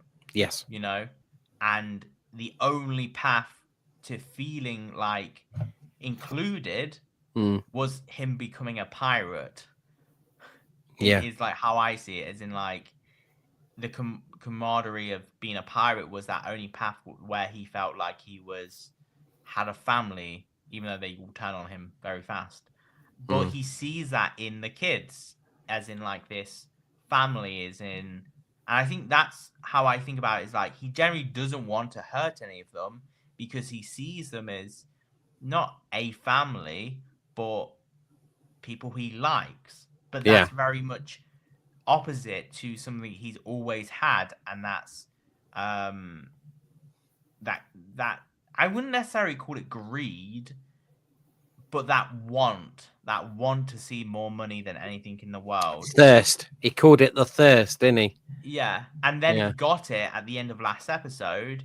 And I think it really puts into perspective where he's literally looking at all the money in the world, and it doesn't matter to an extent. It does, but it doesn't. And When you, I was gonna say, Sorry. Chris, when you think about it, at that point, the cinder was loaded to the fully loaded. He could have just got on that, took off, and gone, and come back another day for another. He had an unlimited supply, but you're dead right. His greed took over. Exactly. And that thirst of like, it's enough, and I think you see that in the real world as well to some extent all around us, is that not necessarily with money, but like the experience we have. You could have a kick-ass experience, but it still not be enough. You still need a better experience and a better experience, or more money, when what you had was enough to a certain extent, but your mind doesn't think of it that way. And I think it's quite easy to be in that mindset when you don't have a lot of money, like Jod. When you've never seen that amount of credits, you don't know how much is enough for you. To an extent, you know what I mean? It's like you said, he could have just flew off and been happy for the rest of his life. But how would he know that's enough? Because he could have the whole planet. Yeah, it's true. Yeah, very true. What do you say, Anthony? You can even look at it as us as Star Wars fans, because we always want more. Skeleton Crew's done, and folks are already asking for season 2. We've always wanted more. And it was good. That's why it was really good Star Wars. I was invested in the whole thing, and that's the end where they're trying to pull the lever because Wim and his dad get discovered, and he even threatens, and he uses the Force and to grab his dad. And then, did you notice he was using the Force to pull his fingers back to sort of break them? And then Fern's talking to her mum saying, "Please help," because she's like, she just does not believe what's going on. And then, of course, Wim has got the lightsaber. He's being dragged forward, and then Fern grabs him to hold him still, and then and that's when he sort of turns to pull his fingers back, and then they pull the trigger, don't they? They just pull it, don't they, and end it. Shall I play the clip of the barrier coming down? You can do. Yeah, here it goes. There it is. The barrier coming down. it just makes the appearance of a gas planet, a gas giant, just disappear.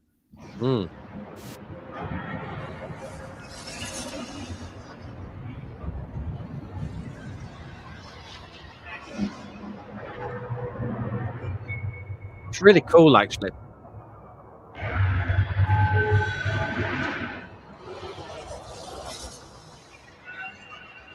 Listen for the crickets.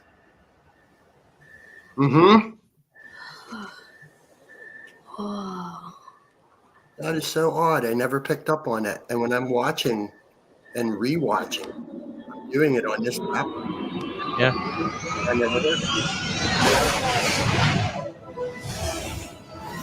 Can I just say, for this bit, the sound effects for them X-wings coming in, it gave me goosebumps. And when they start firing, with those old timey whiny sound effects, it made me smile so hard of them coming in. When they come in, oh man, they're so. We're skipping forward past a critical part as well. Oh yeah, go on.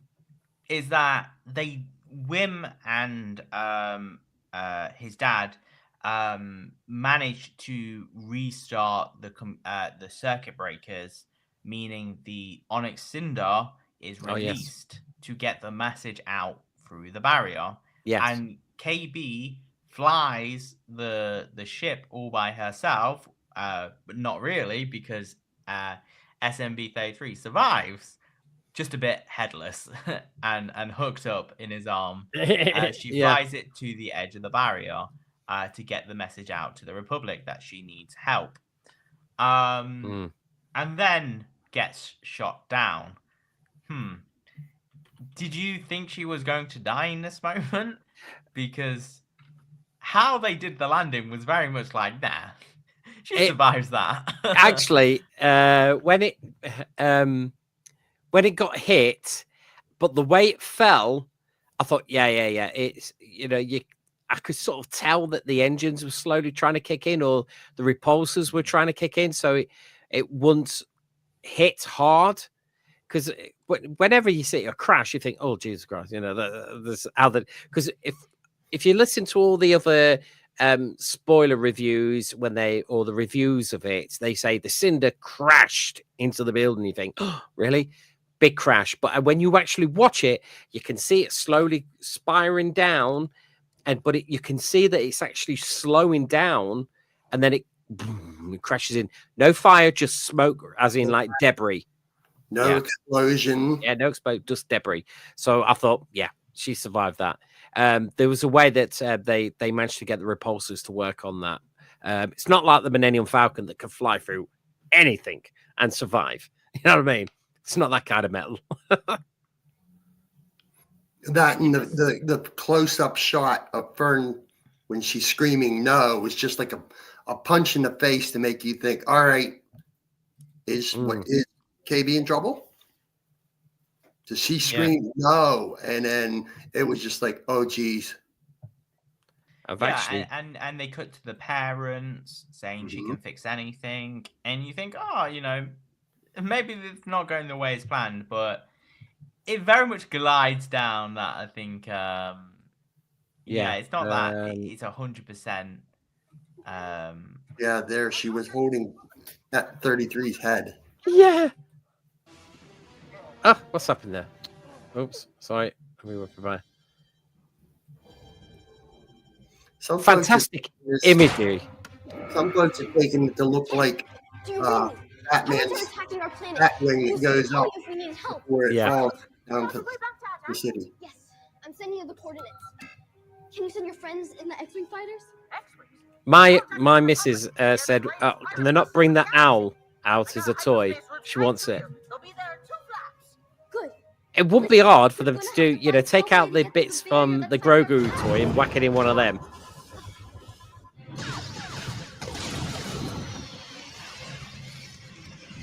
That ship has grown on me. The look of it has grown on me. I love the look of that ship. I want it as a kit now. I do want it as a kit. I'm hit. I'm going down. Look at what you've done. Go look. So it's like he's making it their fault. You know what I mean? And he's telling them to go and look what you have done. You're killing her. We haven't done it. You've done it. You can fix anything, sweetie.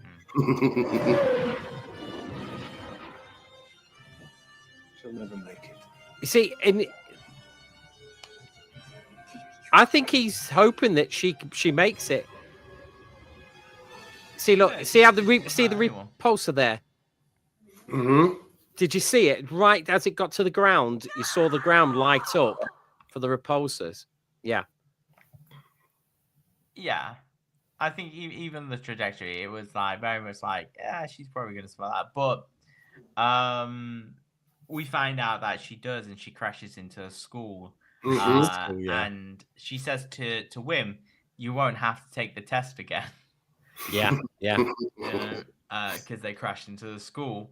And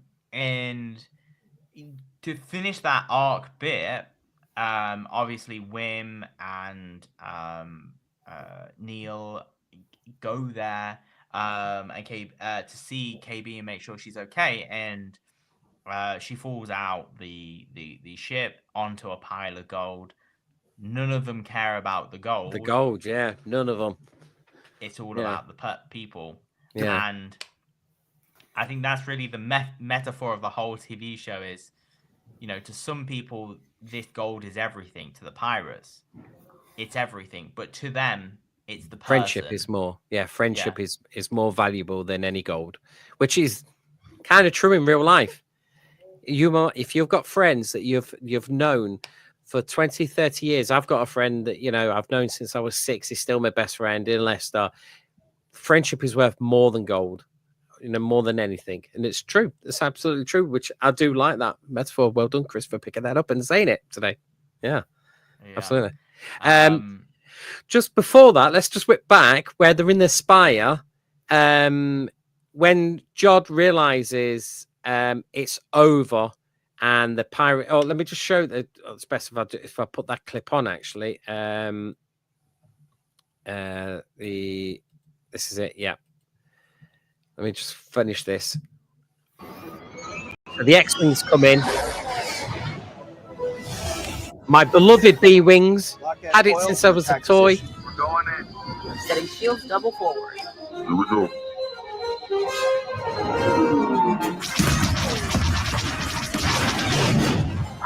Just love it. That sound.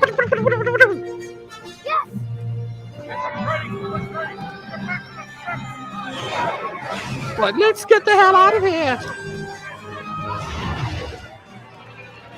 Next one behind.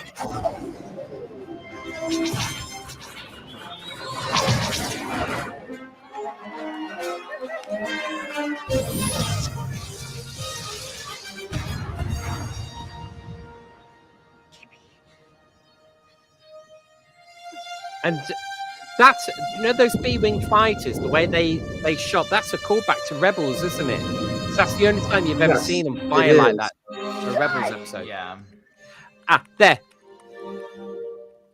You see that bit there? That he still, to me, when he says Jod, as in like he still wants him to come. Yes, he does. With them, he's still got hope in him. He's still got faith in him. Mm-hmm. More than anything, which I liked. And then Jod turns around and he sort of gives a sly smile, doesn't he? Like you one kid. You know what I mean? It's not fortune and glory for me, but it is for you. You know what I mean? I like that. So that's sort of like, oh, I'm gonna get a sequel. Let's hope so.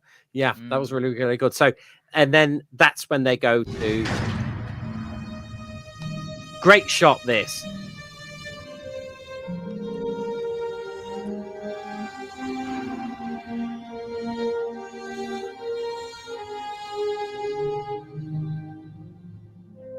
He almost had it, but his greed just took over. He almost had it all.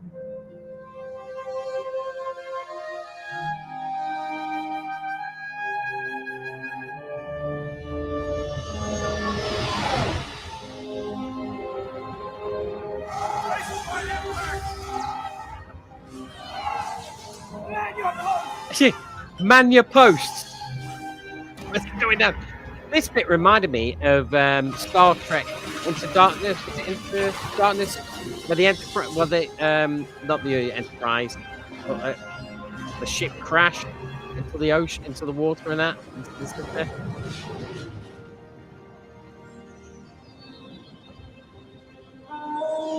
Do we think Gunther survived that? He did not leave the bridge. He did not leave his seat. Yeah. It's a big enough ship. Yeah, it is. And one of the things that we missed was when the barrier came down, you see a scene with Jod basked in white light. And it's almost that was the moment when it was like, oh, is there redemption for him? And personally, really? Yeah, you forgot that part? It's right on it. Let me when read. The barrier goes down. I think it's just before that. It's literally just before that scene. Is it? Yeah. Just before that bit starts, you see Jod in... Oh, yeah, it goes live, doesn't he? When the... Yeah. So I actually do have a question about this part as well, is do you think the barrier is actually destroyed or turned off? I think it's turned off, me. What do you reckon, Anthony? Disconnected. The Because it satellites feels like remained in orbit. pretty like destructive to be like, oh yeah, this one switch is always there, that blows it all up compared to just turning it off. You know? Yeah. Because we did see it at Akron, the remains of the satellites that were in orbit around that world. So something happened there, but these ones, they just powered it down. Yeah, see, obviously not that it takes hard to theory, but if you know that they're satellites, then you just shoot into the nebula, and you'll hit it sooner or later. So I think it's one of them things about the other planets is that that's how they got through, is just bombarding the satellites until they fell. Versus obviously these ones that remain intact. You see I forgot what the ship is named, but obviously the Tantive. It's not the Tantive 5. Yeah, it's not the Tantive V4, but a Corvette. Yeah, Corellian Corvette, a CR90 is the make. Yeah. That's it. Yeah. What do you think they're going to say, the New Republic, and do we need to know? And others also have wondered, is there someone aboard that ship we're familiar with? Because many folks always want to reach for some other part of a different story that we're familiar with and bring parts of it into this. Could it be Mon Mothma? Why would the new chancellor, leave her post just to go to this? Could she have sent Leia? Could it have been Harrison Dula? Could it be a new character or just a delegation from the New Republic? The closest person. Yep. To it, you know, as in like, what's happened? It's obviously Carlton Tecker. He's been upgraded. Well, my Nikki went, oh, is Leia on that ship? Is, being and I was like, could be. I feel like it feels like a cop out though, but I think this whole series, it very much opens a lot of questions for Star Wars in good ways and bad ways. Is in like, so you're telling me all of episode 7, 8, 9 happened after this, but also at the same time, the galaxy is a really big place, and the amount of treasure that's on that planet is still probably not enough to, sure, make a dent in some things, but not a big enough dent that it changes the New Republic. You know what I mean? In like some significant way. Oh, it is known. Christopher Ford was asked by one of the bigger news outlets about some comments concerning the end of the show, and he did say straight up that Aten is wide open to the galaxy. That treasure on the planet is up for grabs. What does that mean? Yeah, that's the thing. There was another chat that they had with both Chris Ford and John Watts, where they had already said, people were asking before the series was even done, whether they have thoughts or ideas. And of course they have thoughts and ideas. They have placed a clock on the kids by age. So because they're already 2 years older now. Yes, they are. Yeah. When they were filming it 2 years ago. They put it's hard to believe, isn't it? As they get older, the thoughts and ideas that they have in their head are going to be able to fit and work with when the kids are older. If Lucasfilm is able to make a decision, yes, you can make more. So we'll see how this plays out. Right now, the way people are looking, like you were looking at numbers earlier, before I got backstage. Now it's looking like no, but we're still only a week. This Tuesday will be 2 weeks that we've passed the end of Skeleton Crew. So let the time play out. Let the numbers, let the rest of the world that are getting into this watching, because it's said that numbers are starting to go up. People weren't watching over the holidays, or now. Let's see how this plays out. Let's be hopeful.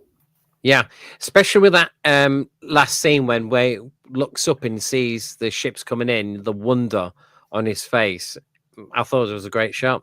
I thought this entire season had some fantastic shots. You know what I mean? And Mm. I think it's some of the best visual effects I've seen in a Star Wars series in this one. Now that we're on the backside of this, I feel safer in being able to say this because I was given some information in confidence back in the summer. You familiar that I have an ear on spoilery stuff. Hmm. Yes. And I would also, on Bespin Bulletin's behalf, thank you for using his site. He Mm. worked very hard at getting the information. And whenever I see a friend go and bring his site up and start pulling from that means he might not ever see it, Mm. but that means something. Yeah, Because yeah. folks that do not give him credit due for what he did, literally steal off of him. Hmm. Where folks Yeah. like you two did, yeah, that means something. Yeah, yeah. Yeah. We always give credit to whoever's giving I us was the information. I was You can't told, well, always trust after it, you know. it was But supposed to be last Christmas is when Skeleton Crew was to come out. And then Lucasfilm changed their minds and they were going to push it a whole year. At that time, after it had had some troubles filming because it was filming on the same lot, different part of the studio as Ahsoka was filming. They were filming together at the same time. Ahsoka's production ran very well and very smooth. Skeleton Crews, for some reason, did not. Hmm. It had some rough and bumpy. And after they had been filming, it was information found its way out in little bits and bobs that Lucasfilm wasn't really happy with what the finished product was. So my line of thinking and the friends that shared that info with me was the year that they took that we didn't have it, still on hold, got it to where what we were given. Mm. They did not feel, like I said from the chat, they intended for the Acolyte to be the flagship show of 2020. Mm. Yeah, And yeah. the Skeleton Crew was going to follow that, but that didn't. Well, no, 23. That didn't happen. So they were working long and hard fixing what they didn't like. They weren't going to give us something. If they don't like it, we're not getting it. Mm. Well, Yeah. you see where we're sitting now. It's hard to believe it was filmed and finished over a year ago, really, isn't it? When you think about 2 it, because years. how many years? 2 years. 2 years. Over 2 years. It They were seems filming- weird. Yes. Seems it really did. strange because when was Star Wars Celebrations, Chris? It was last year, wasn't it? We went 23. years ago. bloody hell. 23. 23. And I said to Dad last week, I said, when do you think Christopher Ford went to Lucasfilm about the idea for Skeleton Crew? It was 2017.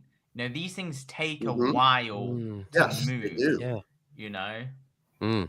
Yeah, very It's- much I so. was just talking with a friend of mine on the little teeny tiny podcast that he has me sit as a co-host yesterday morning about Obi-Wan Kenobi, because Lucasfilm had known about that since around 2015, 2016. There were talks. And even when the spoilery stuff that I was listening to at the time was Lucasfilm was working on something, and it was based in Mos Eisley on Tatooine, and that's all it was known. Look what it morphed into. Obi-Wan Kenobi.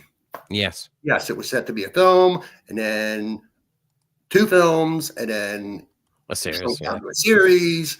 Yeah, just what Chris said. These things take time. Yes, it is. Production can go on for a while. And when it goes into production and filming, that can go 9, 10, sometimes 6 months. Like Mando and Grogu just finished. Now it is in post-production. They are working on it to get it to May of 2026. Yeah. It takes time.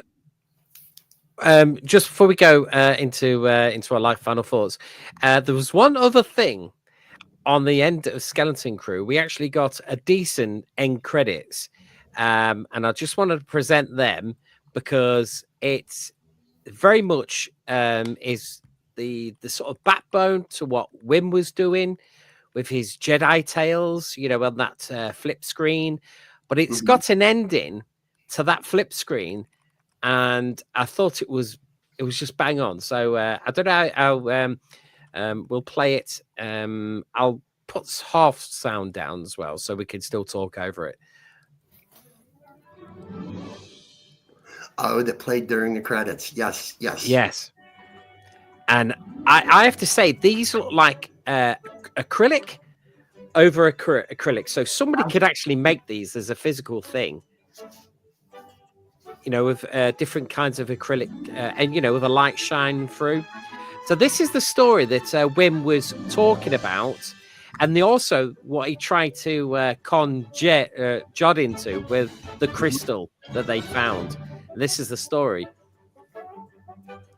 But I just loved it. I don't know what the story about. I was thinking, I would like to see that as a screensaver by Disney. Bring it out as a screensaver, please. Have it on your computer and then it'll flip from page to page. You know what I mean? Just casually flipping. There Page. is on StarWars.com. I'm not sure if this is Kelly Knox that did this. Yeah. But there's a little craft, sort of like a shadow box that you can make that looks like that. Yeah. Yeah, there is. It's just so clever. I gotta It's just- say, having seen Ravi Cabot-Conyers' name, there is one Star Wars podcast. It's also a YouTube channel that got the opportunity, permission from his parents, Yeah. to sit and chat 2+ hours with that young man. Wow. And it is available on. I listened to the whole thing.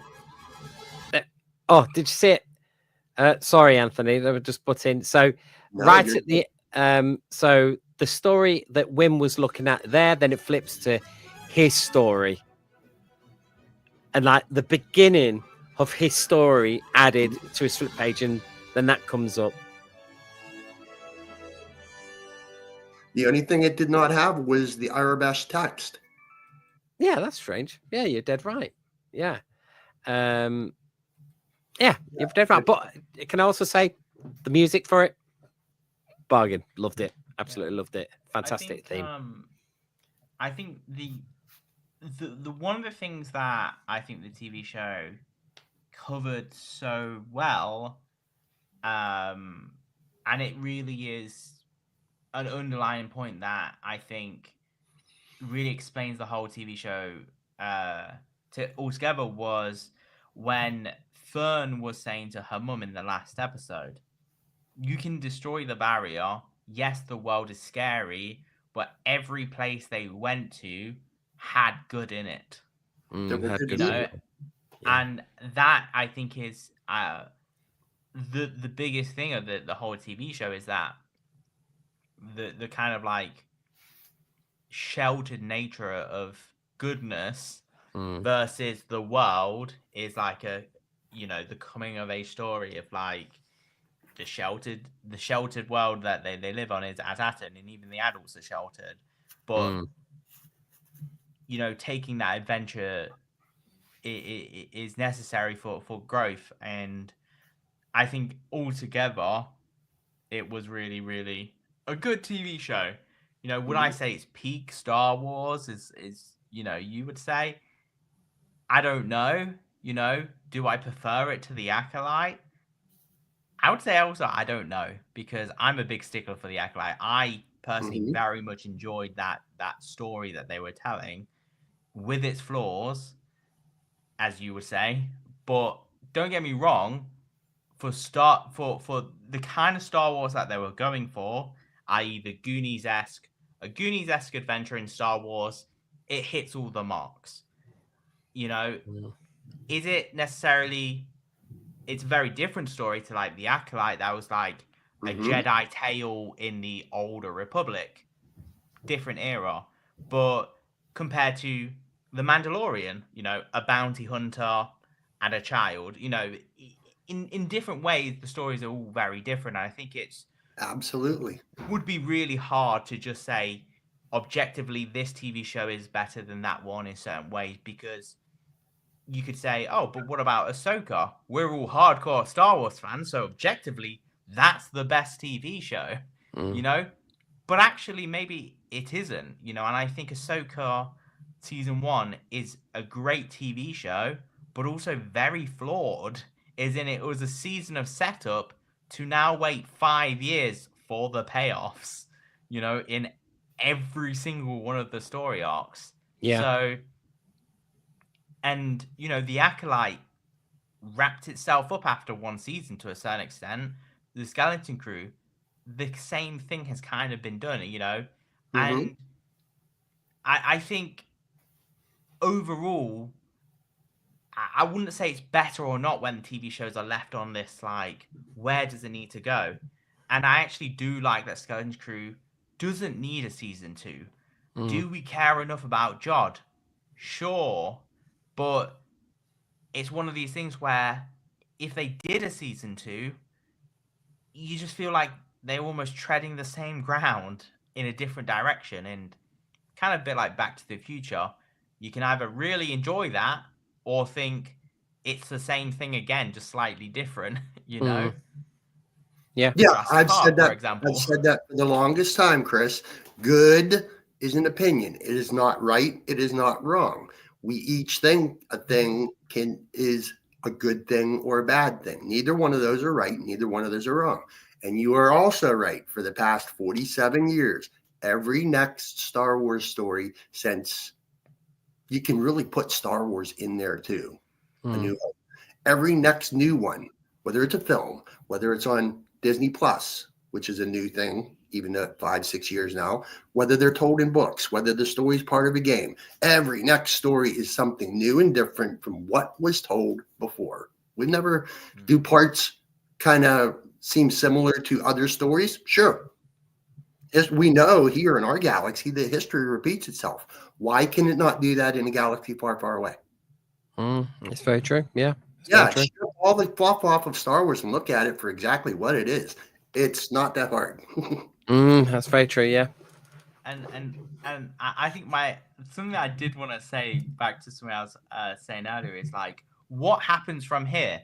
Well, that amount of credits, if that went into the New Republic, something George Lucas loved to talk about a lot was politics, and that would decentralize the credit system in the galaxy by dumping what 300,000 volts or something of credits in. So no matter what, it's kind of a hot potato. I think I personally think the story will be on pause, probably post Mandalorian and Grogu.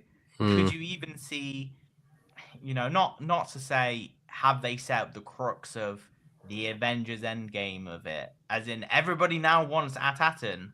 This planet now becomes a battlefield for the credits, you know? Potentially.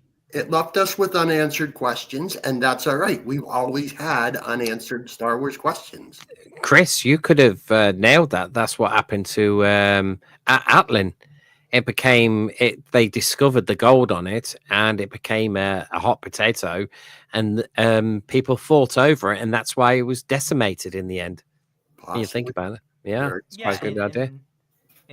I think at the end of the day, it's one of these things of like, I'm personally quite happy with the path that they took, Jod, because as in like if we're talking about a season review, as in like trying to wrap it up, I'm happy that they didn't redeem him. I'm happy he went down this wrong path. And personally, I would still like to see that wrong path continue, because we get so easy to be like, yeah, but we want him to be, you know, good in the end. So you want him to be Han Solo, but with the Force. Yeah. You know? Yeah. Because what do people say? What is Han Solo? He's a scoundrel with a heart. Yeah. And then you're going to say Jod is now he's a scoundrel with a heart and the Force, you know? Well, that's the...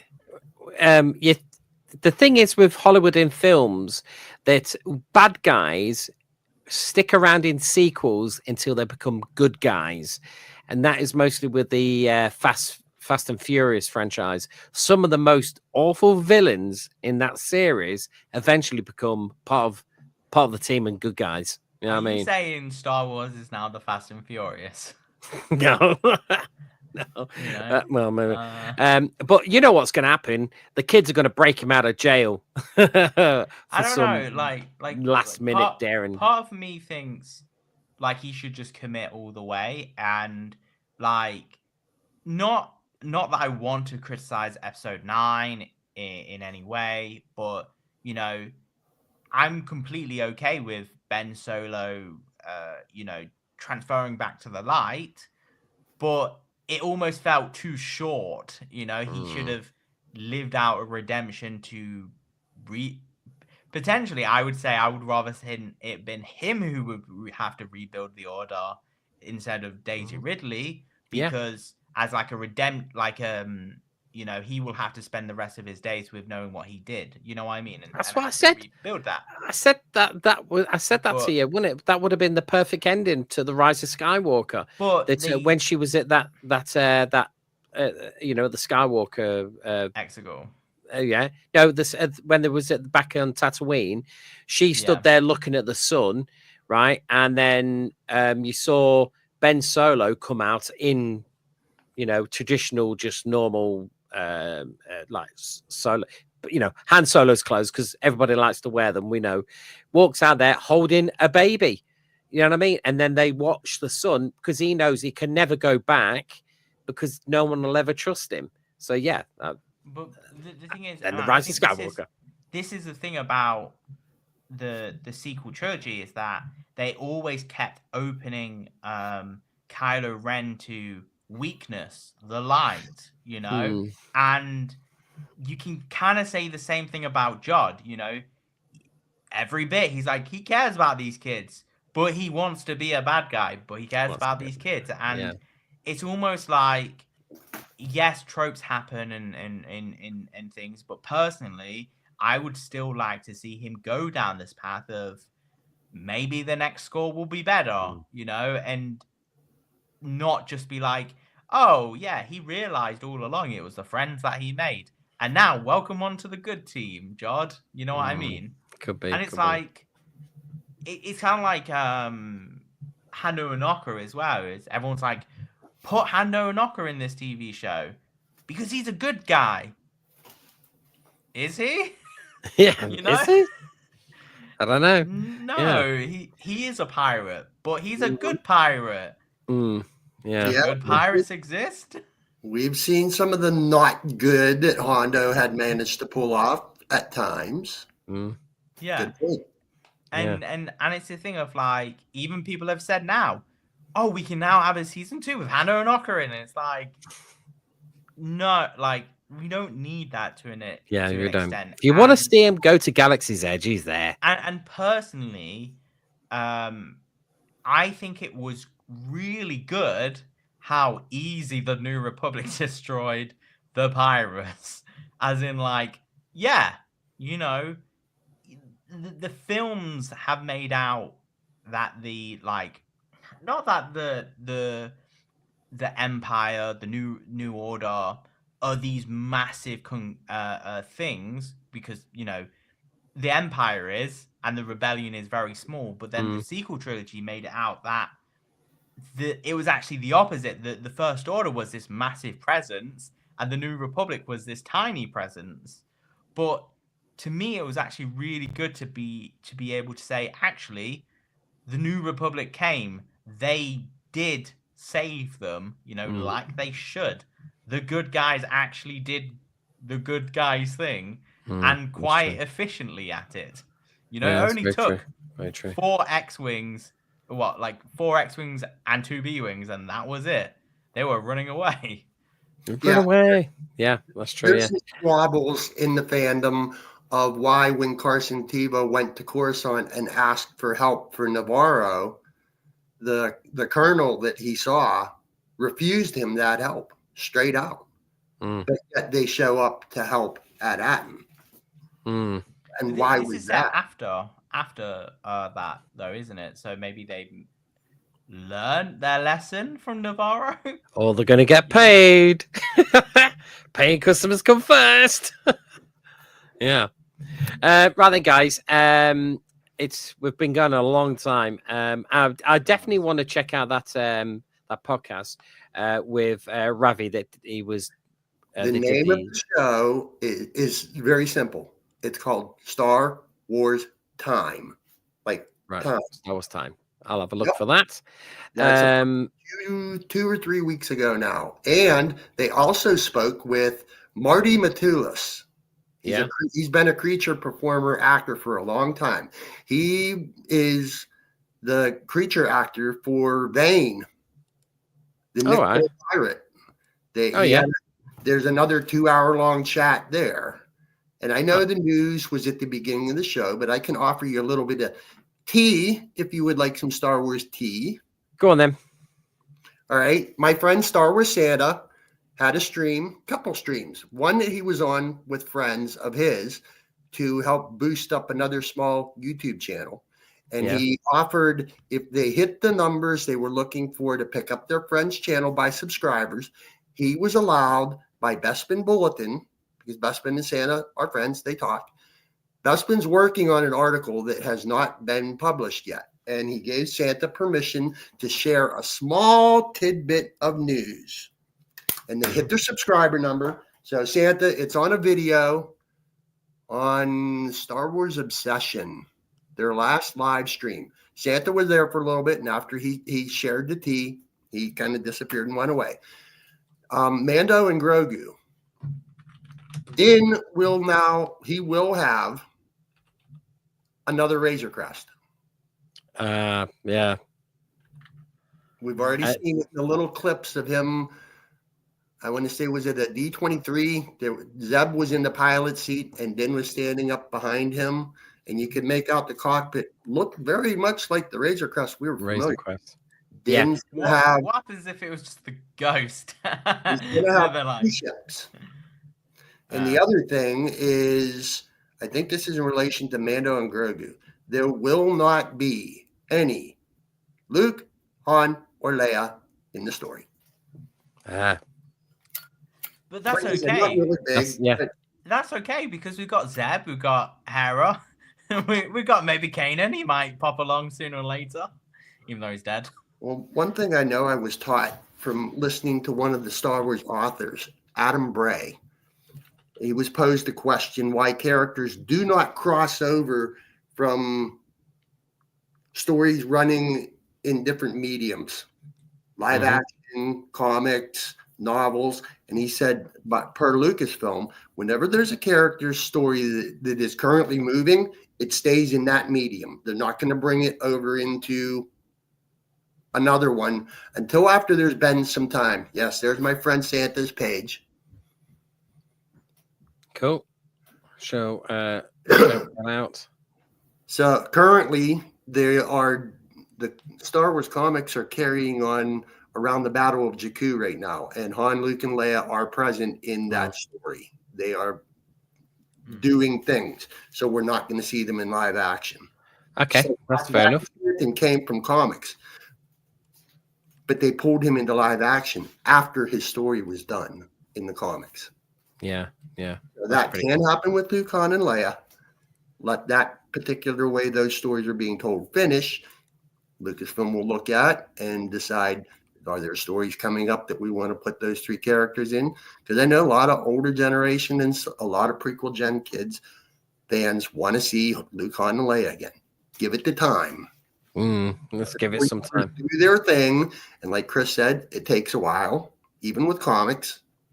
No matter the medium, let them take their time, do their thing. Because we've got a whole, like Chris just said, the galaxy's a huge place. We've got tons of Star Wars to talk about. Wow.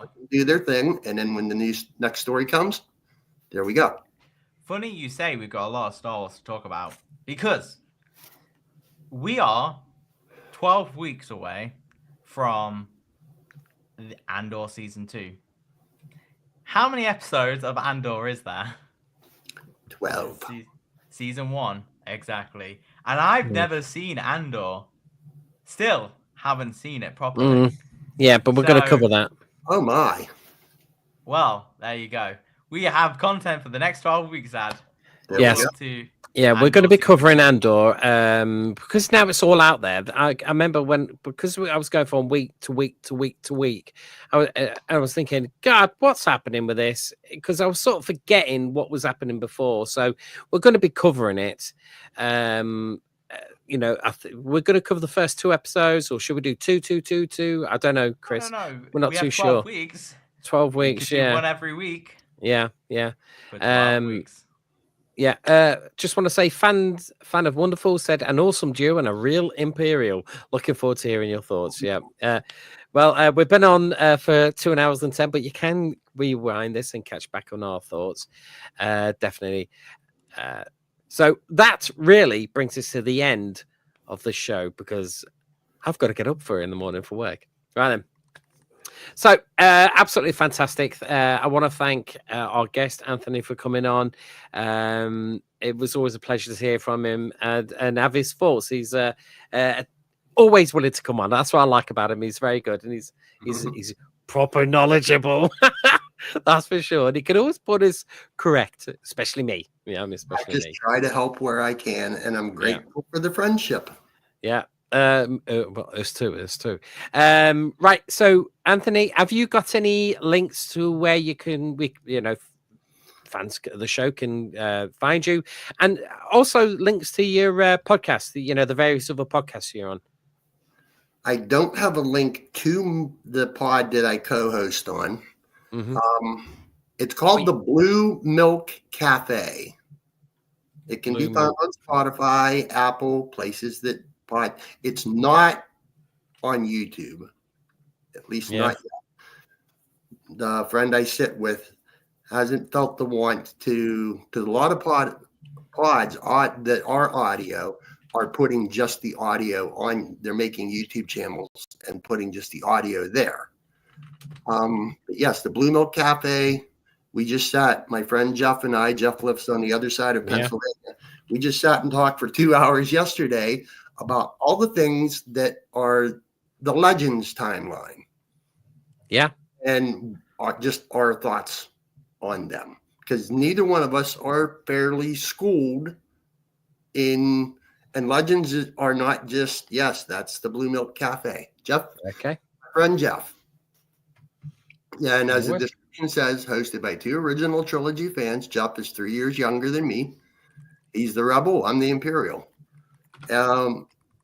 It does not show. We do get a little. We use a lot of colorful metaphors, if you will.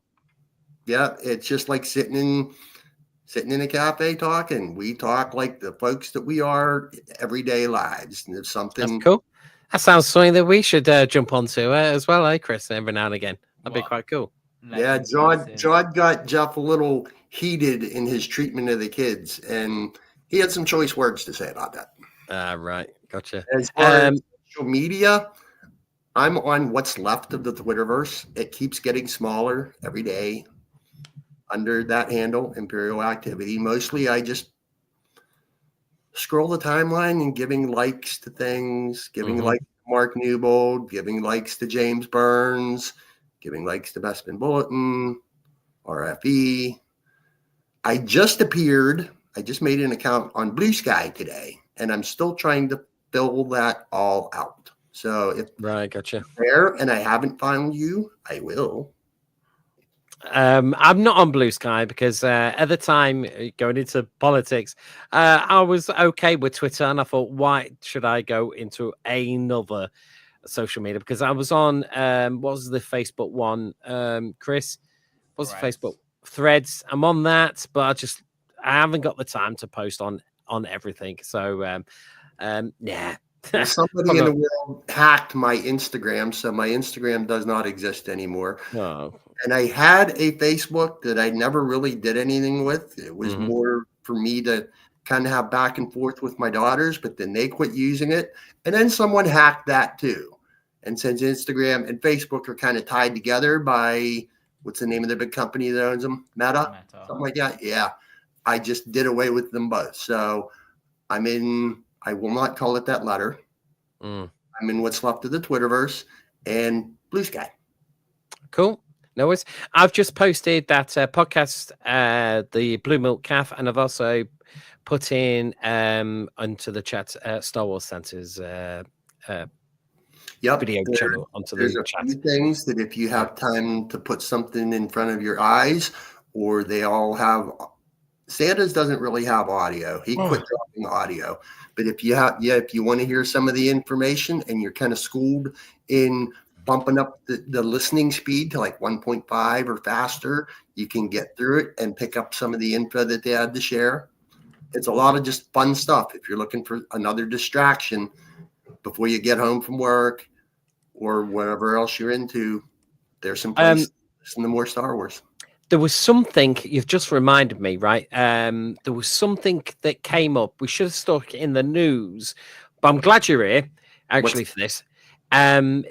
Somebody put on Star Wars Tales Untold, put on this video. It's probably AI generated, but it's Star Wars inside the Death Star during its destruction.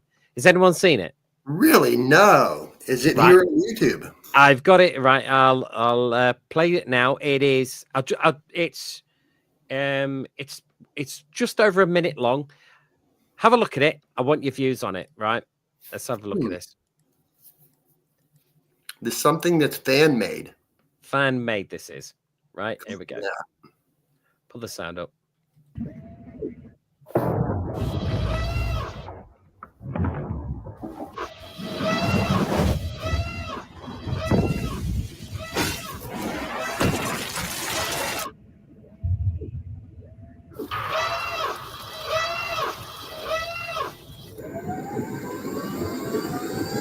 That looks like it was pulled from Endor.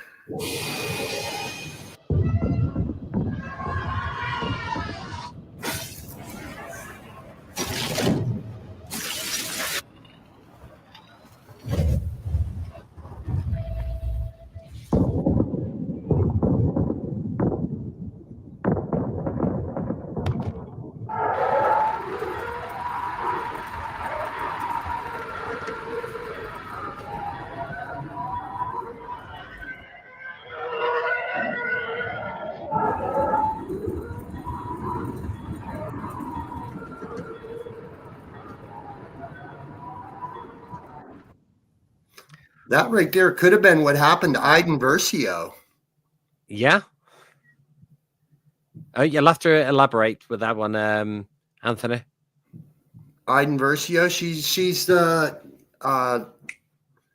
character Of course. from Star Wars Battlefront. She survived it, didn't she? She survived it. Yeah. And she ended up flipping and leaving the Empire for the Rebellion. Yeah. Yeah. What do you reckon to that then? What do you reckon to that? That was brutal. That was pretty brutal. As an Imperial watching Imperial lives be lost, yeah, that was pretty brutal. Yeah, I know. In slow motion as well. Wow. Pardon me. Yeah, so that was Which way does posted. gravity work on the Star Destroyer? Eh? Which way does gravity work? You know, On is a it Star top down, bottom up, or bottom all the way down? Oh, do you mean on the Death sorry, Star? Death Star. Yeah. Oh, yeah. I think it'd be something similar to Australia, wouldn't it? It's You sure? yeah, you know, Well, how the the Lego Earth model, works. the Lego model says it's the same Oh, all the way up. it's all the way down. Yeah, yeah, And yeah. depends which Good one you point want to there. go with. Yeah, Things that make you go, It is. There's a couple of AI generated little tales coming up. There's more and more popping up, like Qui-Gon Jinn visits Darth Vader after fighting Luke Skywalker, and you can tell it's AI, but with somebody overdubbing it. It's clever. It's good. But there was one I saw. And for some We're reason, meant to be wrapping it up, aren't we? oh yeah. We'll do it for another day. Another day. Yes, another day. You have a lot of time. 12 Yeah. weeks until Endor. Yeah, that's right. Yeah. So I might just get onto our spiel. So let me whip onto it. There we go. Thank you for joining us on Radio Free Endor. We've hoped you enjoyed immersing yourself in a galaxy far, far away with us. Stay connected with us on social media and be part of our vibrant community. Search for Radio Free Endor on Facebook, Twitter, X, Instagram, and YouTube. And if you're on YouTube, please hit that like button, subscribe, turn on notifications, stay up to date with our latest episodes, discussions, and exciting news. If you want to dive deeper into Star Wars with us, send your thoughts, comments, and questions to radiofreeendor@gmail.com. Don't forget to follow me, Jamie_R_Burns on Twitter, and Chris. Burned Chris, that's it. And we'd love to hear from you and have a galactic chat. For all you super fans out there, head over to TeePublic and get your hands on official Radio Free Endor merchandise, whether it's a t-shirt, hoodie, mask, sticker, mugs, key rings, or mouse mats. We've got you covered. Show off your love for the show and look ultra cool while doing so. Have I got one of the t-shirts here? I think so. Just there. Is this our exciting design? Yes, it is. I don't think, because usually we're wearing it. It doesn't come up on the. There you go. Look at that. See that? See that? It's got the old attack station on it, so it's pretty cool. So yeah, feel free to go over to TeePublic and get them on, because every sale from TeePublic, I make 50 pence.